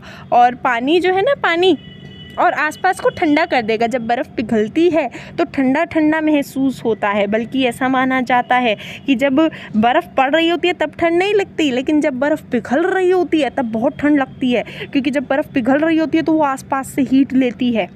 एंडोथर्मिक प्रोसेस है ये, हीट अब्जॉर्ब करती है और इस वजह से आसपास का माहौल बहुत ज़्यादा ठंडा हो जाता है। किसी रिएक्शन में प्रेसिपिटेट बनता है, जैसे येलो प्रेसिपिटेट हमने डिस्कस करा था। येलो प्रेसिपिटेट है ना, लेड वाला जो रिएक्शन हमने पढ़ा था। वैलेंसीज भी हमने डिस्कस कर ली है, मेन एलिमेंट्स की, हाइड्रोक्साइड, क्लोराइड, आयोडाइड, ये सब अब हमें पता है। किन किन की वैलेंसी 1 है, किन किन की वैलेंसी 2 है, किस किस की वैलेंसी 3 है, ये हमने धीरे धीरे डिस्कस कर लिया है। फॉर्मूलेज हमें वैलेंसी के हिसाब से ही बनाने हैं। अब हम केमिकल इक्वेशंस को लिखना भी सीखेंगे। जैसे कि हमने पहले मैग्नीशियम को जलाया था तो उसमें मैग्नीशियम ऑक्सीजन से मिलकर मैग्नीशियम ऑक्साइड बना रहा था, लेकिन हम ऐसा पूरा नहीं लिखेंगे कि मैग्नीशियम ऑक्सीजन से मिला और मैग्नीशियम ऑक्साइड बन गया, नहीं, हम इनके सिंबल्स यूज़ करेंगे। हम जैसे कि मैग्नीशियम की जगह ये जो हमारे रिएक्टेंट्स होते हैं, लेफ्ट हैंड साइड पर रिएक्टेंट होते हैं, राइट हैंड साइड पर प्रोडक्ट होते हैं और उनके बीच का एरो होता है, उनके बीच में एक एरो हम लोग बनाते हैं। इसका एब्रीविएशन हम यूज़ करेंगे, इसका शॉर्टकट यूज़ करेंगे। पूरा मैग्नीशियम क्यों लिखना है, Mg लिख लो, Mg मैग्नीशियम हो गया। ऑक्सीजन की जगह O2 लिख लो, ये ज़्यादा रिप्रेजेंटेटिव है। नहीं तो अगर मैं ऑक्सीजन गैस की बात करूँ तो तुम्हें कैसे पता चलेगा कि ऑक्सीजन O2 होता है। O2 बल्कि ज़्यादा हमारे लिए इन्फॉर्मेटिव है, क्योंकि हमें पता होना चाहिए जो भी नॉन मेटल्स होते हैं वो जनरली 2 की फॉर्म में रहते हैं, O2, H2, N2, Cl2, कभी भी OH, Cl, ये सब नहीं दिखेगा हमको। तो हम देखो शॉर्टकट यूज़ करेंगे केमिकल रिएक्शन को लिखने के लिए, हम एब्रीविएशंस यूज़ करेंगे। पूरा मैग्नीशियम नहीं लिखेंगे, हम Mg यूज़ करेंगे। पूरा ऑक्सीजन नहीं यूज़ करेंगे, हम लोग O2 लिखेंगे। और इनके मिलने से बनता है मैग्नीशियम ऑक्साइड, उसका फॉर्मूला MgO है। तो इस तरीके से हम एक केमिकल रिएक्शन को लिखते हैं और उनके बीच में हम एरो बनाते हैं। लेकिन अभी ये जो इक्वेशन है ये अनबैलेंस्ड या फिर स्केलेटल इक्वेशन है। अब ये अनबैलेंस्ड या फिर स्केलेटल इक्वेशन क्या होती है? अगर मैं इस इक्वेशन को बहुत ध्यान से देखूं तो लेफ्ट हैंड साइड पर मेरे को एक मैग्नीशियम दिख रहा है, 2 ऑक्सीजन दिख रहे हैं, लेकिन राइट हैंड साइड पर मुझे MgO फॉर्मूला दिख रहा है। MgO मतलब एक मैग्नीशियम और एक ऑक्सीजन। अगर लेफ्ट हैंड साइड और right hand side atoms balance नहीं होते तो उस इक्वेशन को हम स्केलेटल इक्वेशन या फिर अनबैलेंस्ड इक्वेशन कहते हैं। अब धीरे धीरे हम इक्वेशन को बैलेंस करना सीखेंगे। तो अब हम लोग इक्वेशंस को बैलेंस करना सीख लेते हैं। जैसे कि हमारा मैग्नीशियम ऑक्सीजन से मिल रहा है और MgO बन रहा है। इस इक्वेशन को हमें किसी तरह बैलेंस करनी है। बैलेंस करने के लिए हम कुछ रूल्स को फॉलो करेंगे। वैसे ये रूल्स कहीं रिटन नहीं है और अगर हम ना भी फॉलो करें तो भी हमारा काम बन जाएगा, लेकिन इक्वेशन अगर हम रूल्स के हिसाब से बैलेंस करते हैं तो हमारा जो इक्वेशन है वो इजीली बैलेंस हो जाता है और हमें कहीं फंसते नहीं हैं हम लोग। ठीक है, तो हम लोग एक बार ट्राई करते हैं। पहला रूल ये है कि हमें ऑक्सीजन को इवन करना होता है। इवन मतलब यहाँ एक ऑक्सीजन, यहाँ ऑक्सीजन कितने हैं? 2। यहाँ कितने ऑक्सीजन है? 1। तो फर्स्ट स्टेप है ऑक्सीजन इवन करो। फर्स्ट स्टेप क्या है? ऑक्सीजन इवन करो। फिर अगला स्टेप होता है मेटल बैलेंस करो। फिर क्या करना होता है? Metal balance. मेटल को बैलेंस करने के बाद नॉन मेटल बैलेंस करते हैं, फिर हाइड्रोजन बैलेंस करते हैं और लास्ट में ऑक्सीजन बैलेंस करते हैं। ये हमें एग्जाम्पल्स के थ्रू ही समझ आ पाएगा।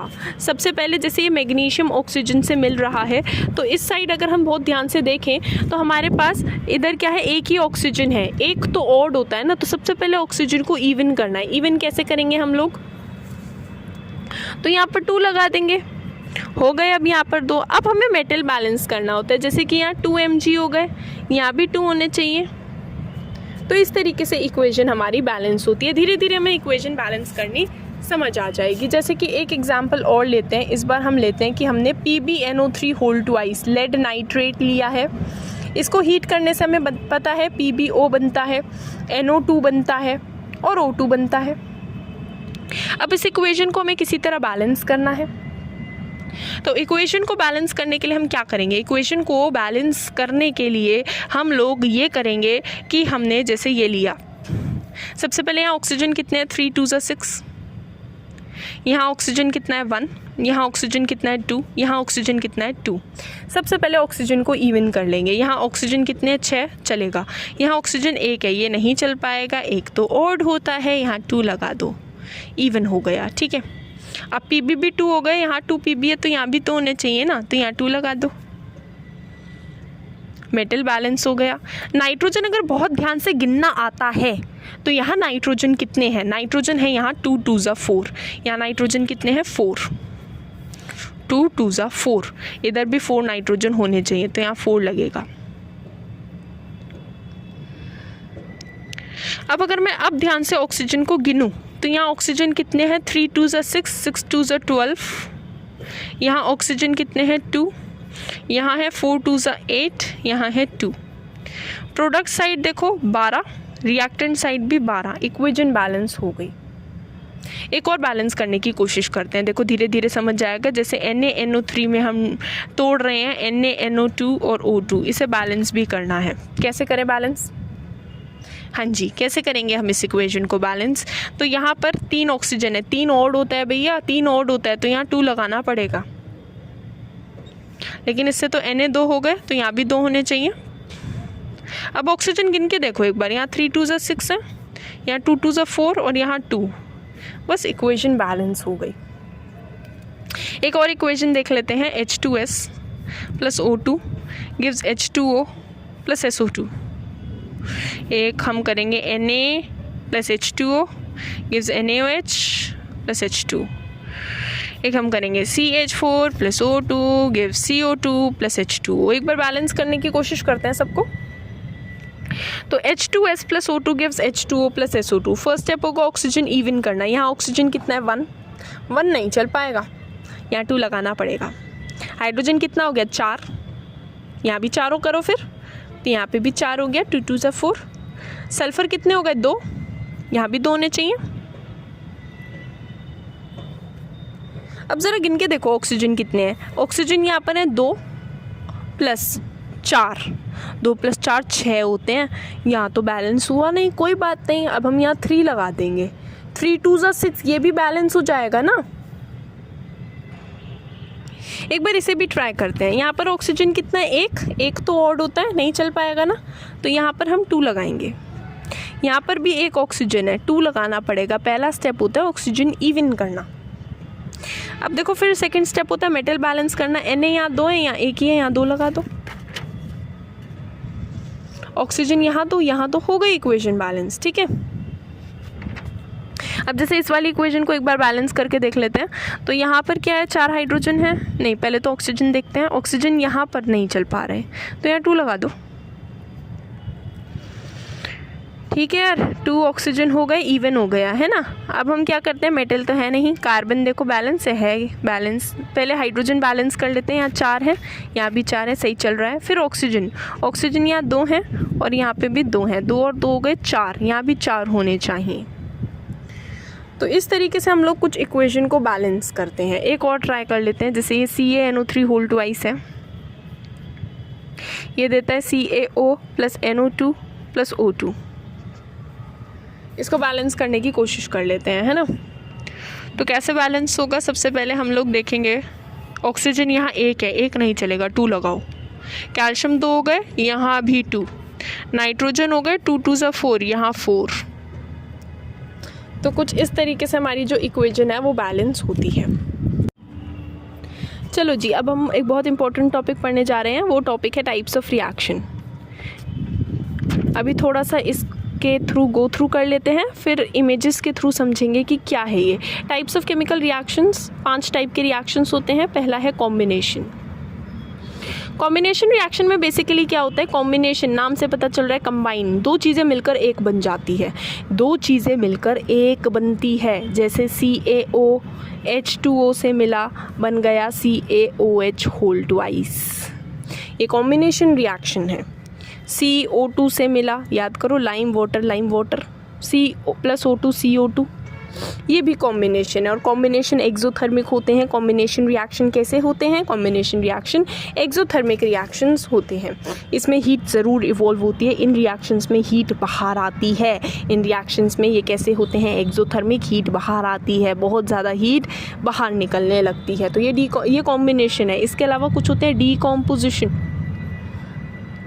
डीकॉम्पोजिशन में क्या होता है, चीज़ टूट जाती है, कुछ चीज़ें हमने तोड़नी सीखी हैं। PbNO3 होल ट्वाइस तोड़ोगे तो क्या होगा, PbO अलग, NO2 अलग, O2 अलग। FeSO4 तोड़ोगे क्या होगा, Fe2O3 अलग, SO2 अलग, SO3 अलग। ठीक है, तो ये जब चीज़ें ये टूट रही हैं, CaCO3 तोड़ना आता है, CaO अलग, CO2 अलग। याद रखना ये रिएक्शंस एंडोथर्मिक होते हैं। इसमें हमें गर्म करना पड़ता है, इसमें हमें एनर्जी देनी पड़ती है, हीट हमें देनी पड़ती है इसमें। ठीक है, इसमें हीट अपने आप निकलती है, इसमें हीट हमें देनी पड़ती है। अच्छा, कुछ रिएक्शंस ऐसे होते हैं जिसमें हमें हीट नहीं देनी पड़ती, रादर इलेक्ट्रिसिटी। नॉर्मली तो ये थर्मल डीकॉम्पोजिशन होता है। थर्मल मतलब हीट की प्रेजेंस में हो जाता है, लेकिन कई बार हीट से काम नहीं चलता। जैसे पानी को कितना गर्म कर लो, उसका हाइड्रोजन ऑक्सीजन नहीं अलग होगा। पानी में क्या देना पड़ेगा, इलेक्ट्रिसिटी। कभी कभी हमें इलेक्ट्रिसिटी देनी पड़ती है। जैसे कि पानी में H2O में इलेक्ट्रिसिटी डालोगे तो क्या होगा, बस 2 तारे लेना, पानी लेना और उन तारों को पानी में डाल देना, तो पानी का हाइड्रोजन अलग हो जाएगा, ऑक्सीजन अलग हो जाएगा। ये रिएक्शन इलेक्ट्रिसिटी की प्रेजेंस में होता है। ठीक है, कुछ रिएक्शन होते हैं जो सनलाइट की प्रेजेंस में होते हैं, उन्हें हम कहते हैं फोटोलिटिक। इसे कहते हैं इलेक्ट्रोलिटिक डीकॉम्पोजिशन, इलेक्ट्रोलिटिक।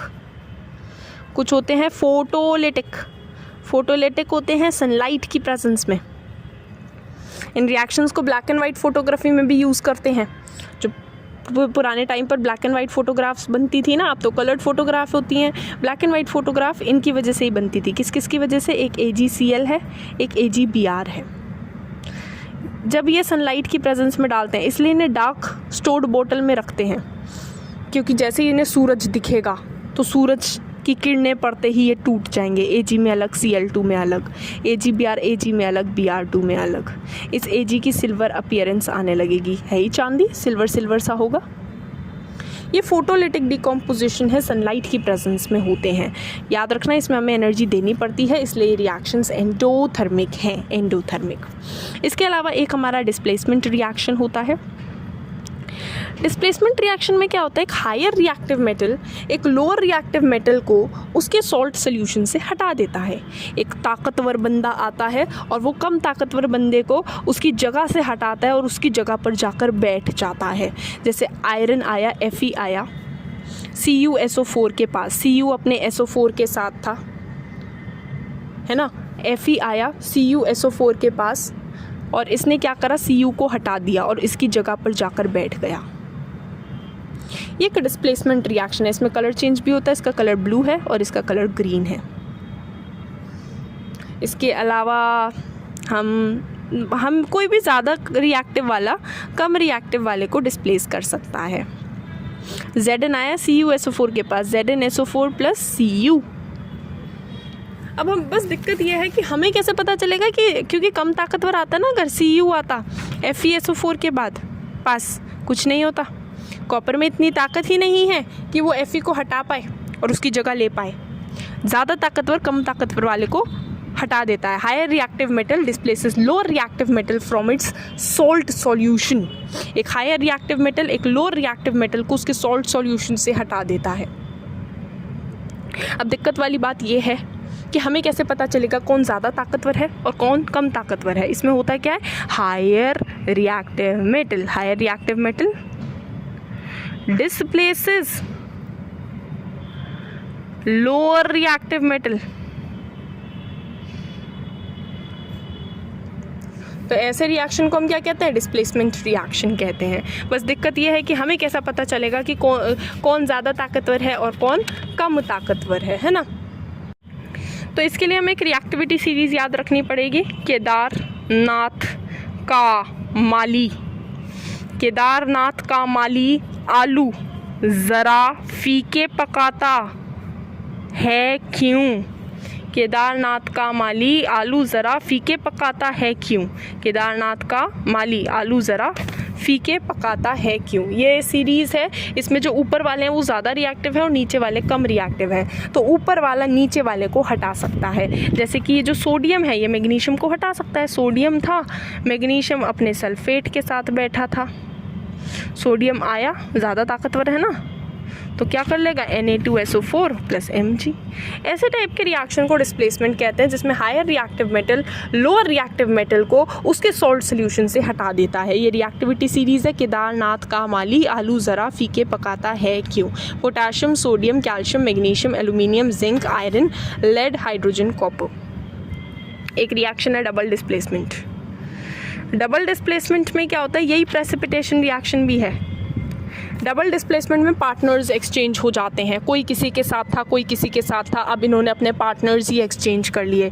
जैसे Na2SO4 था, BaCl2 था, सोडियम अपने सल्फेट के साथ, बेरियम अपने क्लोराइड के साथ इन्होंने एक्सचेंज कर लिया। Na के पास Cl, Ba के पास SO4। इसमें प्रेसिपिटेट ज़रूर बनता है, इसलिए इन्हें PPT प्रेसिपिटेशन रिएक्शन भी कहते हैं। इनको क्या कहते हैं हम लोग, प्रेसिपिटेशन रिएक्शन भी कहते हैं। इनमें प्रेसिपिटेट ज़रूर बनता है। जैसे कि पोटाशियम अपने आयोडीन के साथ था, पोटाशियम आयोडाइड है ना, पोटाशियम या तो नाइट्रेट के साथ था और पोटाशियम आयोडीन के साथ था। लेड नाइट्रेट, पोटाशियम आयोडाइड, इन्हें मिलाया तो लेड के पास अब आयोडाइड आ गया और पोटाशियम के पास नाइट्रेट आ गया। ये डबल डिस्प्लेसमेंट है और इसमें PPT ज़रूर बनता है, प्रेसिपिटेट ज़रूर बनता है। डबल डिस्प्लेसमेंट में क्या होते हैं, पार्टनर्स एक्सचेंज हो जाते हैं और प्रेसिपिटेट ज़रूर बनता है।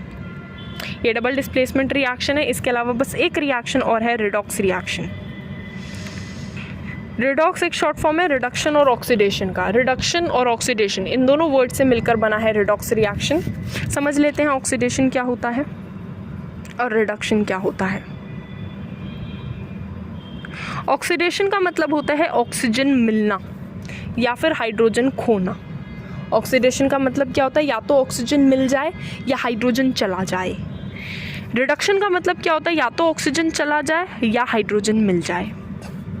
याद रखना, ऑक्सीजन खोना हाइड्रोजन मिलने के बराबर है ना। हाइड्रोजन, ऑक्सीडेशन का मतलब होता है या तो ऑक्सीजन मिल जाए या हाइड्रोजन चला जाए। रिडक्शन का मतलब होता है या तो ऑक्सीजन चला जाए या हाइड्रोजन मिल जाए। ऑक्सीडेशन मतलब ऑक्सीजन मिलना और रिडक्शन मतलब ऑक्सीजन खोना। अच्छा, ऑक्सीजन इलेक्ट्रोनेगेटिव है ना, वैसे ही इस बात को जनरली हम यूज़ करते नहीं हैं, लेकिन ऑक्सीजन मिलना या कोई भी इलेक्ट्रोनेगेटिव चीज़ मिलना ऑक्सीडेशन है। हाइड्रोजन जाना या कोई भी इलेक्ट्रोपॉजिटिव चीज़ जाना भी ऑक्सीडेशन है। एग्जाम्पल्स के थ्रू समझते हैं, एग्जाम्पल्स के थ्रू ही समझ में आता है। जैसे कि Na था, इसे ऑक्सीजन मिला, Na+O2 गिव्स Na2O, ऑक्सीजन मिल गया ना इसे। पहले तो बिना ऑक्सीजन के था ये, अब इसे ऑक्सीजन मिल गया, तो ये ऑक्सीडेशन रिएक्शन है। ये कैसा रिएक्शन है, ऑक्सीडेशन। Mg था, O2 से मिला, MgO बन गया, ये भी ऑक्सीडेशन है। H2S था, O2 से मिला, H2O अलग, S अलग, ये भी ऑक्सीडेशन है। इसका हाइड्रोजन चला गया, हाइड्रोजन जाना भी ऑक्सीडेशन होता है। हाइड्रोजन H2S का अगर S बन रहा है तो वो भी क्या है, वो भी अपना ऑक्सीडेशन रिएक्शन है। ऑक्सीजन मिलना या हाइड्रोजन जाना, दोनों ही क्या है, दोनों ही ऑक्सीडेशन रिएक्शन है। रिडक्शन क्या होता है, ऑक्सीजन जाना या फिर हाइड्रोजन मिल जाना। जैसे कि अगर CuO में मैं H2 डालूँगी तो क्या बनेगा, Cu बनेगा और H2O बनेगा। CuO का, अब जैसे कि हम लोग Cu में H2O डाल रहे हैं और पता है क्या रहा है, बन रहा है CuO + H2। ध्यान से देखेंगे तो CuO से Cu बन रहा है, Cu से CuO बन रहा है, इसे तो ऑक्सीजन मिल गया तो इसका ऑक्सीडेशन हो रहा है।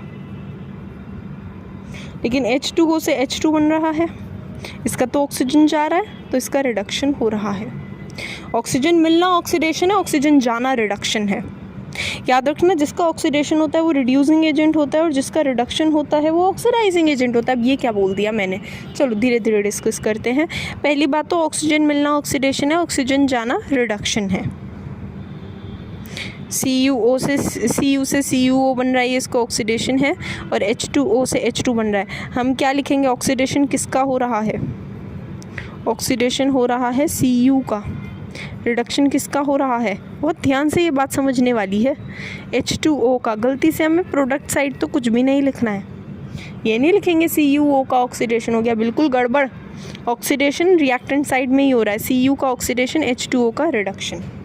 जिसका ऑक्सीडेशन होता है वो रिड्यूसिंग एजेंट होता है। ये कैसा है, ये रिड्यूसिंग एजेंट।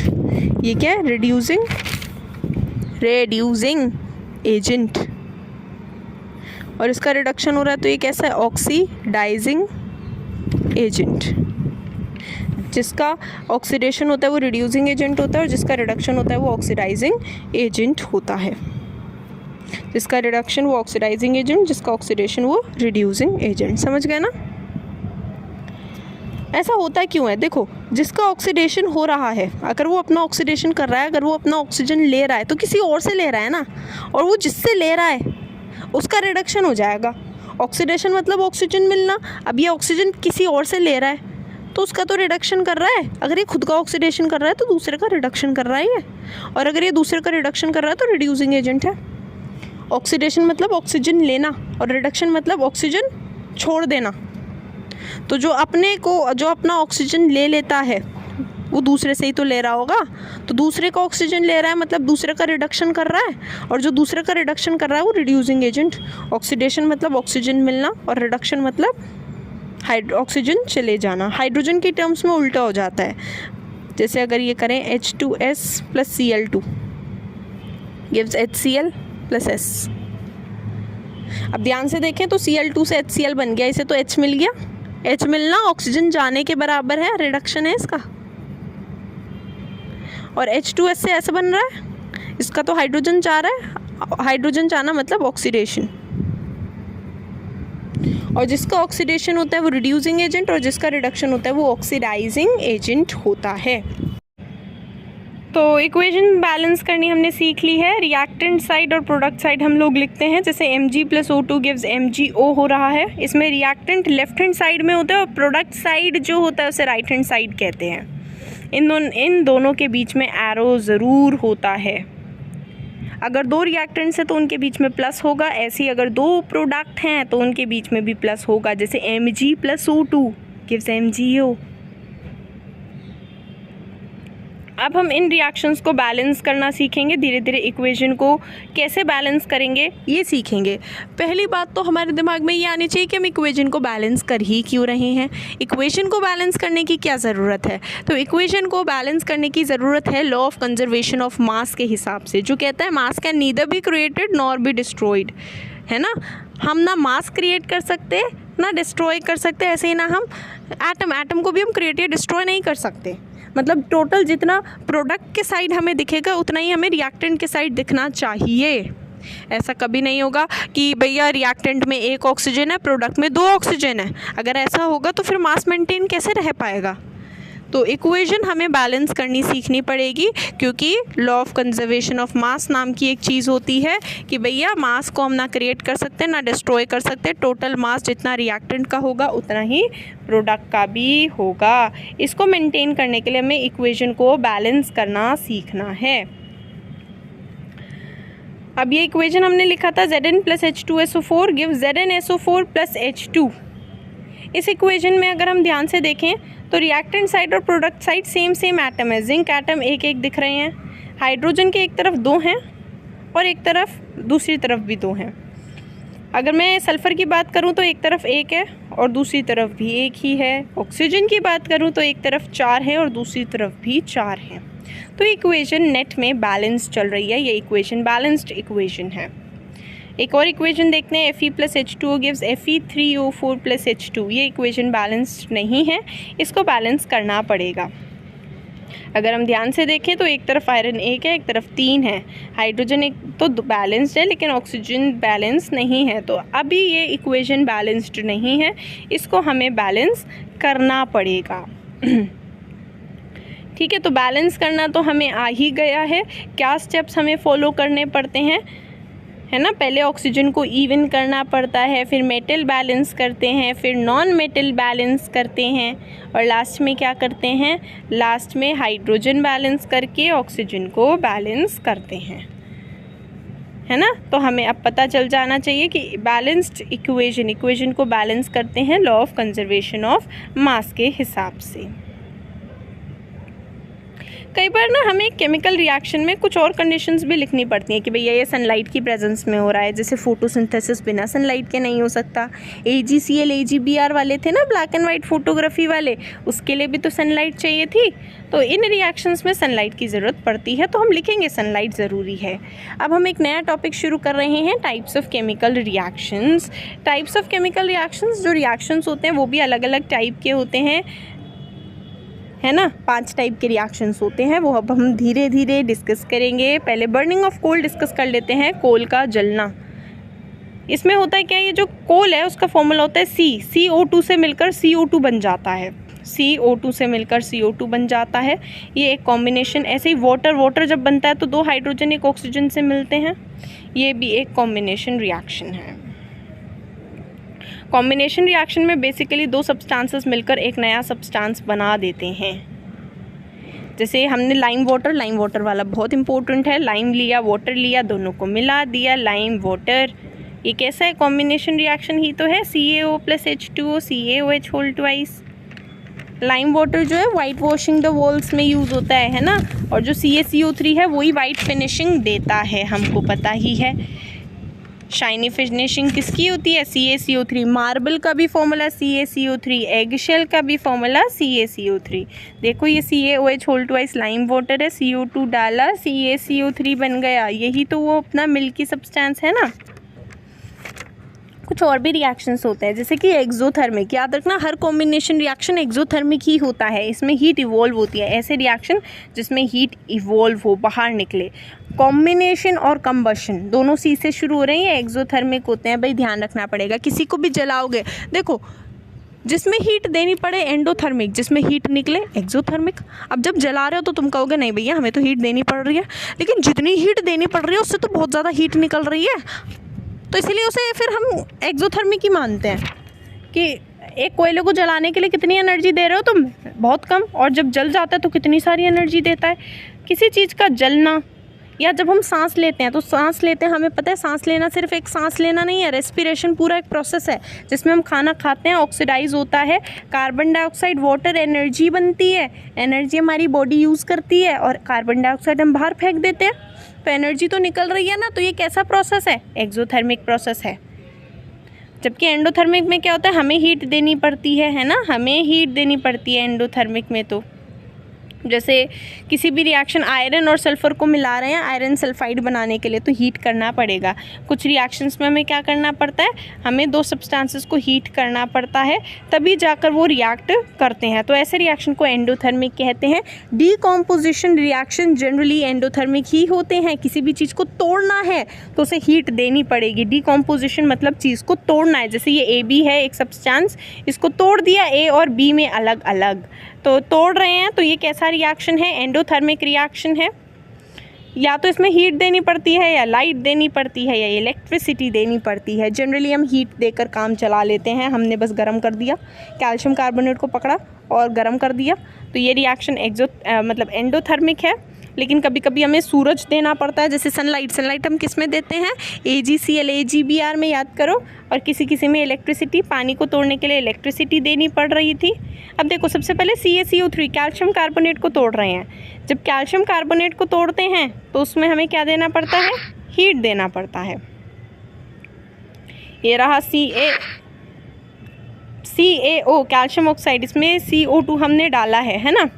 अगर हम इस CaCO3 को तोड़ रहे हैं, CaCO3 को हीट करना पड़ेगा तब जाकर वो टूटेगा, CaO में अलग और CO2 में अलग। ऐसे ही FeSO4 नाम की एक चीज़ होती है, आयरन सल्फेट, ग्रीन कलर का होता है। आयरन सल्फेट है ना, इसको जब जलाते हैं, आयरन सल्फेट को अगर हम जलाएंगे, FeSO4 ग्रीन कलर का होता है, क्या बनता है, Fe2O3 SO2 SO3, Fe2O3 SO2 SO3। Suffocating smell होगी SO2 SO3 की, और Fe2O3 का रेडिश ब्राउन कलर होगा। लेड नाइट्रेट PbNO3 को हीट कर रहे हैं, तो PbNO3 को हीट कर रहे हैं बंसन बर्नर से, PbO बनेगा येलो कलर का PbO। PbNO3 को हीट करते हैं, PbO plus NO2 plus O2, NO2 की रेडिश ब्राउन फ्यूम्स दिखेंगी और PbO का येलो PPT दिखेगा। तो ऐसे रिएक्शन को, है ना, कुछ रिएक्शन होते हैं थर्मल डिकम्पोजिशन ना, जो हम गरम करके करते हैं। अभी हमने PbNO3 को गरम ही तो करा था, या चीनी को कभी गरम करना, काली पड़ जाएगी, तो वो भी कैसा है, कार्बन अकेला हो जाता है, पानी अलग हो जाता है, तो वो इस प्रोसेस में भी तो हम हीट कर रहे हैं, तो ये थर्मल डिकम्पोजिशन है। ठीक है, तो डिकम्पोजिशन समझ गए ना, डिकम्पोजिशन जिसमें हमें हीट देनी पड़े, हीट देनी पड़ती है और चीज़ डिकम्पोज हो जाती है। कभी कभी लाइट से, सनलाइट से भी काम चल जाता है। सनलाइट हम किस किस को देते हैं, जैसे AgCl या AgBr। AgBr जब टूटता है तो Ag अलग Br2 अलग हो जाता है। कैसा रिएक्शन हो गया ये, फोटोलिटिक डिकम्पोजिशन। ये कैसा रिएक्शन है, फोटोलिटिक डिकम्पोजिशन है।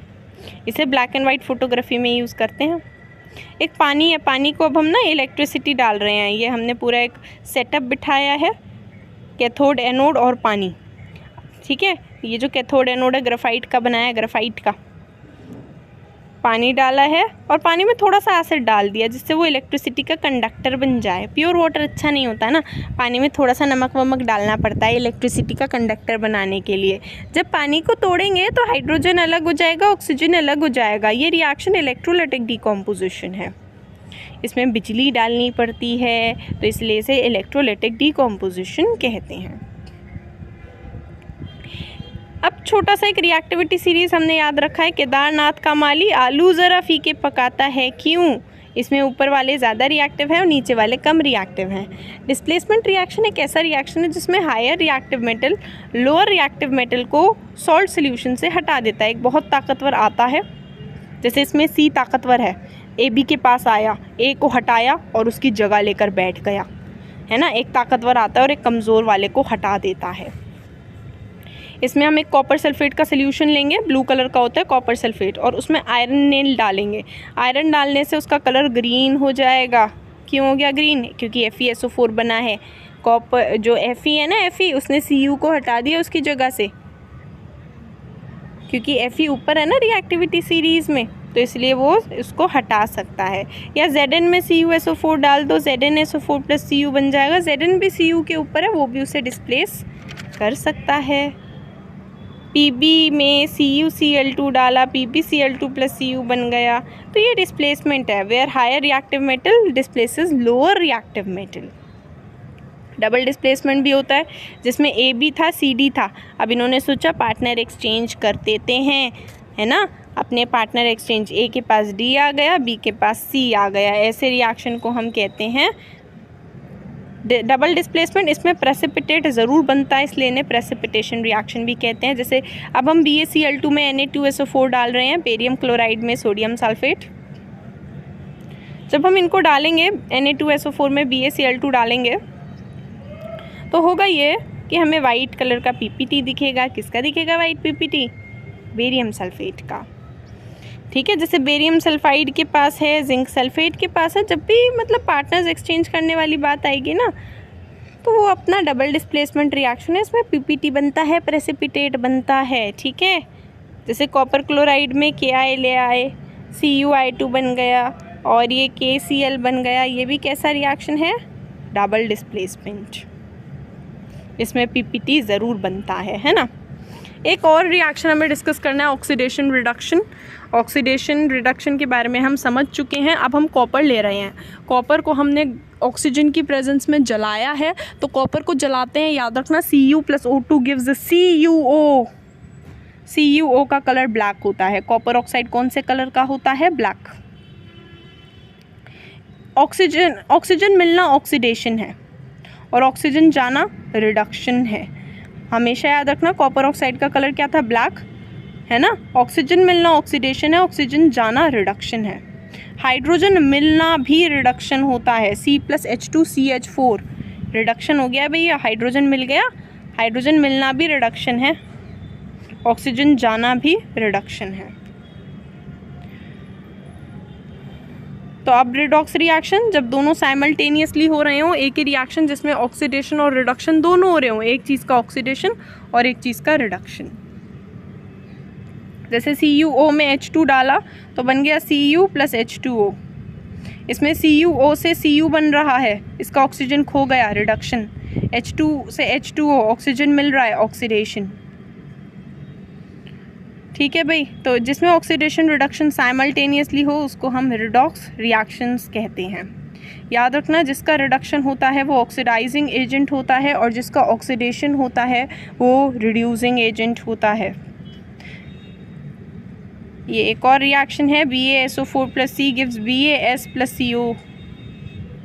इसमें क्या हुआ है देखो ज़रा, BaSO4 का BaS बन गया, ऑक्सीजन तो खो गया, ऑक्सीजन खो गया तो रिडक्शन, और कार्बन को मिल गया तो उसका ऑक्सीडेशन। ऐसा रिएक्शन जिसमें ऑक्सीडेशन रिडक्शन दोनों हो उसको रिडॉक्स कहते हैं। जिसका रिडक्शन होता है वो ऑक्सीडाइजिंग एजेंट और जिसका रिडक्शन होता है वो ऑक्सीडाइजिंग, और जिसका ऑक्सीडेशन होता है वो रिड्यूसिंग एजेंट होता है। जैसे ZnO + C gives Zn + CO। इसमें ZnO का रिडक्शन हुआ है, याद रखना रिएक्टेंट साइड में ही बोलते हैं।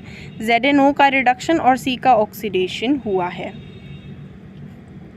तो ZnO ऑक्सीडाइजिंग एजेंट है और C, ठीक है। जैसे एक और रिएक्शन देखते हैं, MnO2 + HCl क्या दे रहा है? MnCl2 + H2O + Cl2। इसमें MnO2 का MnCl2, ऑक्सीजन गया, अगर ऑक्सीजन गया तो रिडक्शन हुआ है, रिडक्शन। और HCl का H2O, इसका ऑक्सीडेशन हुआ है। MnO2 क्या है? इसका क्या हुआ था? रिडक्शन, ऑक्सीडाइजिंग एजेंट हो गया। HCl का ऑक्सीडेशन, तो वो रिड्यूसिंग एजेंट हो गया। अब हमें कुछ ऑक्सीडेशन इन डेली लाइफ पढ़ना है, जैसे कि करोजन। हम आयरन को रखते हैं, धीरे धीरे करोड हो जाता है ना। जो हमारा मेटल होता है वो एयर और मॉइस्चर, दो चीज़ें चाहिए, हवा और पानी। हवा और पानी की प्रेजेंस में ख़राब हो जाता है। आयरन हो जाता है रेडिश ब्राउन कलर का, कॉपर ग्रीन कलर का हो जाता है। कॉपर जो है ना, जब वो करोड होता है तो वो किस कलर का हो जाता है, ग्रीन, कॉपर कार्बोनेट बन जाता है, ग्रीन कलर का हो जाता है कॉपर कार्बोनेट। सिल्वर, चांदी के सिक्के काले पड़ जाते हैं, जो सिल्वर है काली पड़ जाती है, चांदी काली पड़ गई। एक रैंसिडिटी नाम का चीज़ होता है। रैंसिडिटी क्या होता है, वो तो हमारा मेटल का ऑक्सीडेशन था, करोजन, कि मेटल ऑक्सीडाइज हो गया। जब खाना ऑक्सीडाइज हो जाता है, अगर एक टिफ़िन 2-3 दिन तक ना खोलो, स्पेशली जिसमें घी वगैरह हो, ऑयली सा कुछ हो, तो वो जो ऑयल वगैरह है वो ऑक्सीडाइज होकर ख़राब हो जाता है, रैंसिड स्मेल देने लगता है। इसको हम रैंसिडिटी कहते हैं, है ना। चिप्स को थोड़े दिन तक बाहर रखोगे तो वो भी ख़राब हो जाएंगे। जब तक पैकेट में ठीक है, लेकिन पैकेट के बाहर क्या हो गए, ख़राब हो गए। कई बार तुम चिप्स को देखकर बहुत ज़्यादा परेशान हो जाते हैं कि चिप्स में आधे से ज़्यादा तो हवा है। उस हवा का यूज़ भी है भाई। उस हवा का क्या यूज़ है, वो जो हवा है ना, वो एक्चुअली ऑक्सीजन नहीं, वो नाइट्रोजन है। और नाइट्रोजन गैस क्या करती है, ऑक्सीजन से मिलने नहीं देती। जब चिप्स ऑक्सीजन से नहीं मिल पाएंगे तो वो ख़राब भी नहीं होंगे, है ना। जब फूड ऑक्सीडाइज होता है, स्पेशली फैटी फूड ऑक्सीडाइज होता है, तो वो धीरे धीरे ख़राब होने लगता है। इसको हम कैसे प्रिवेंट कर सकते हैं, या तो एंटीऑक्सीडेंट्स डाल दो कि ऑक्सीजन से मिले ही ना, जैसे नाइट्रोजन डाल दिया, एंटीऑक्सीडेंट डाल दिया, या ठंडा कर दो। अगर फ्रिज में कोई चीज़ रखते हो ख़राब नहीं होती ना आसानी से। क्यों नहीं होती, क्योंकि उसे ढंग से ऑक्सीजन मिल ही नहीं पाती। फ्रिज में नहीं मिलती ढंग से ऑक्सीजन, इसलिए वो चीज़ ख़राब नहीं होती। ठीक है। सनलाइट से दूर रखा करो खाना, क्योंकि सनलाइट में रखोगे तो खाना क्या हो जाता है, सनलाइट की प्रेजेंस में जो खाना है ख़राब होने लगता है। सनलाइट की प्रेजेंस में रेट ऑफ रिएक्शन बढ़ जाता है। तो ये सब हमें डिस्कस करना था इस चैप्टर में।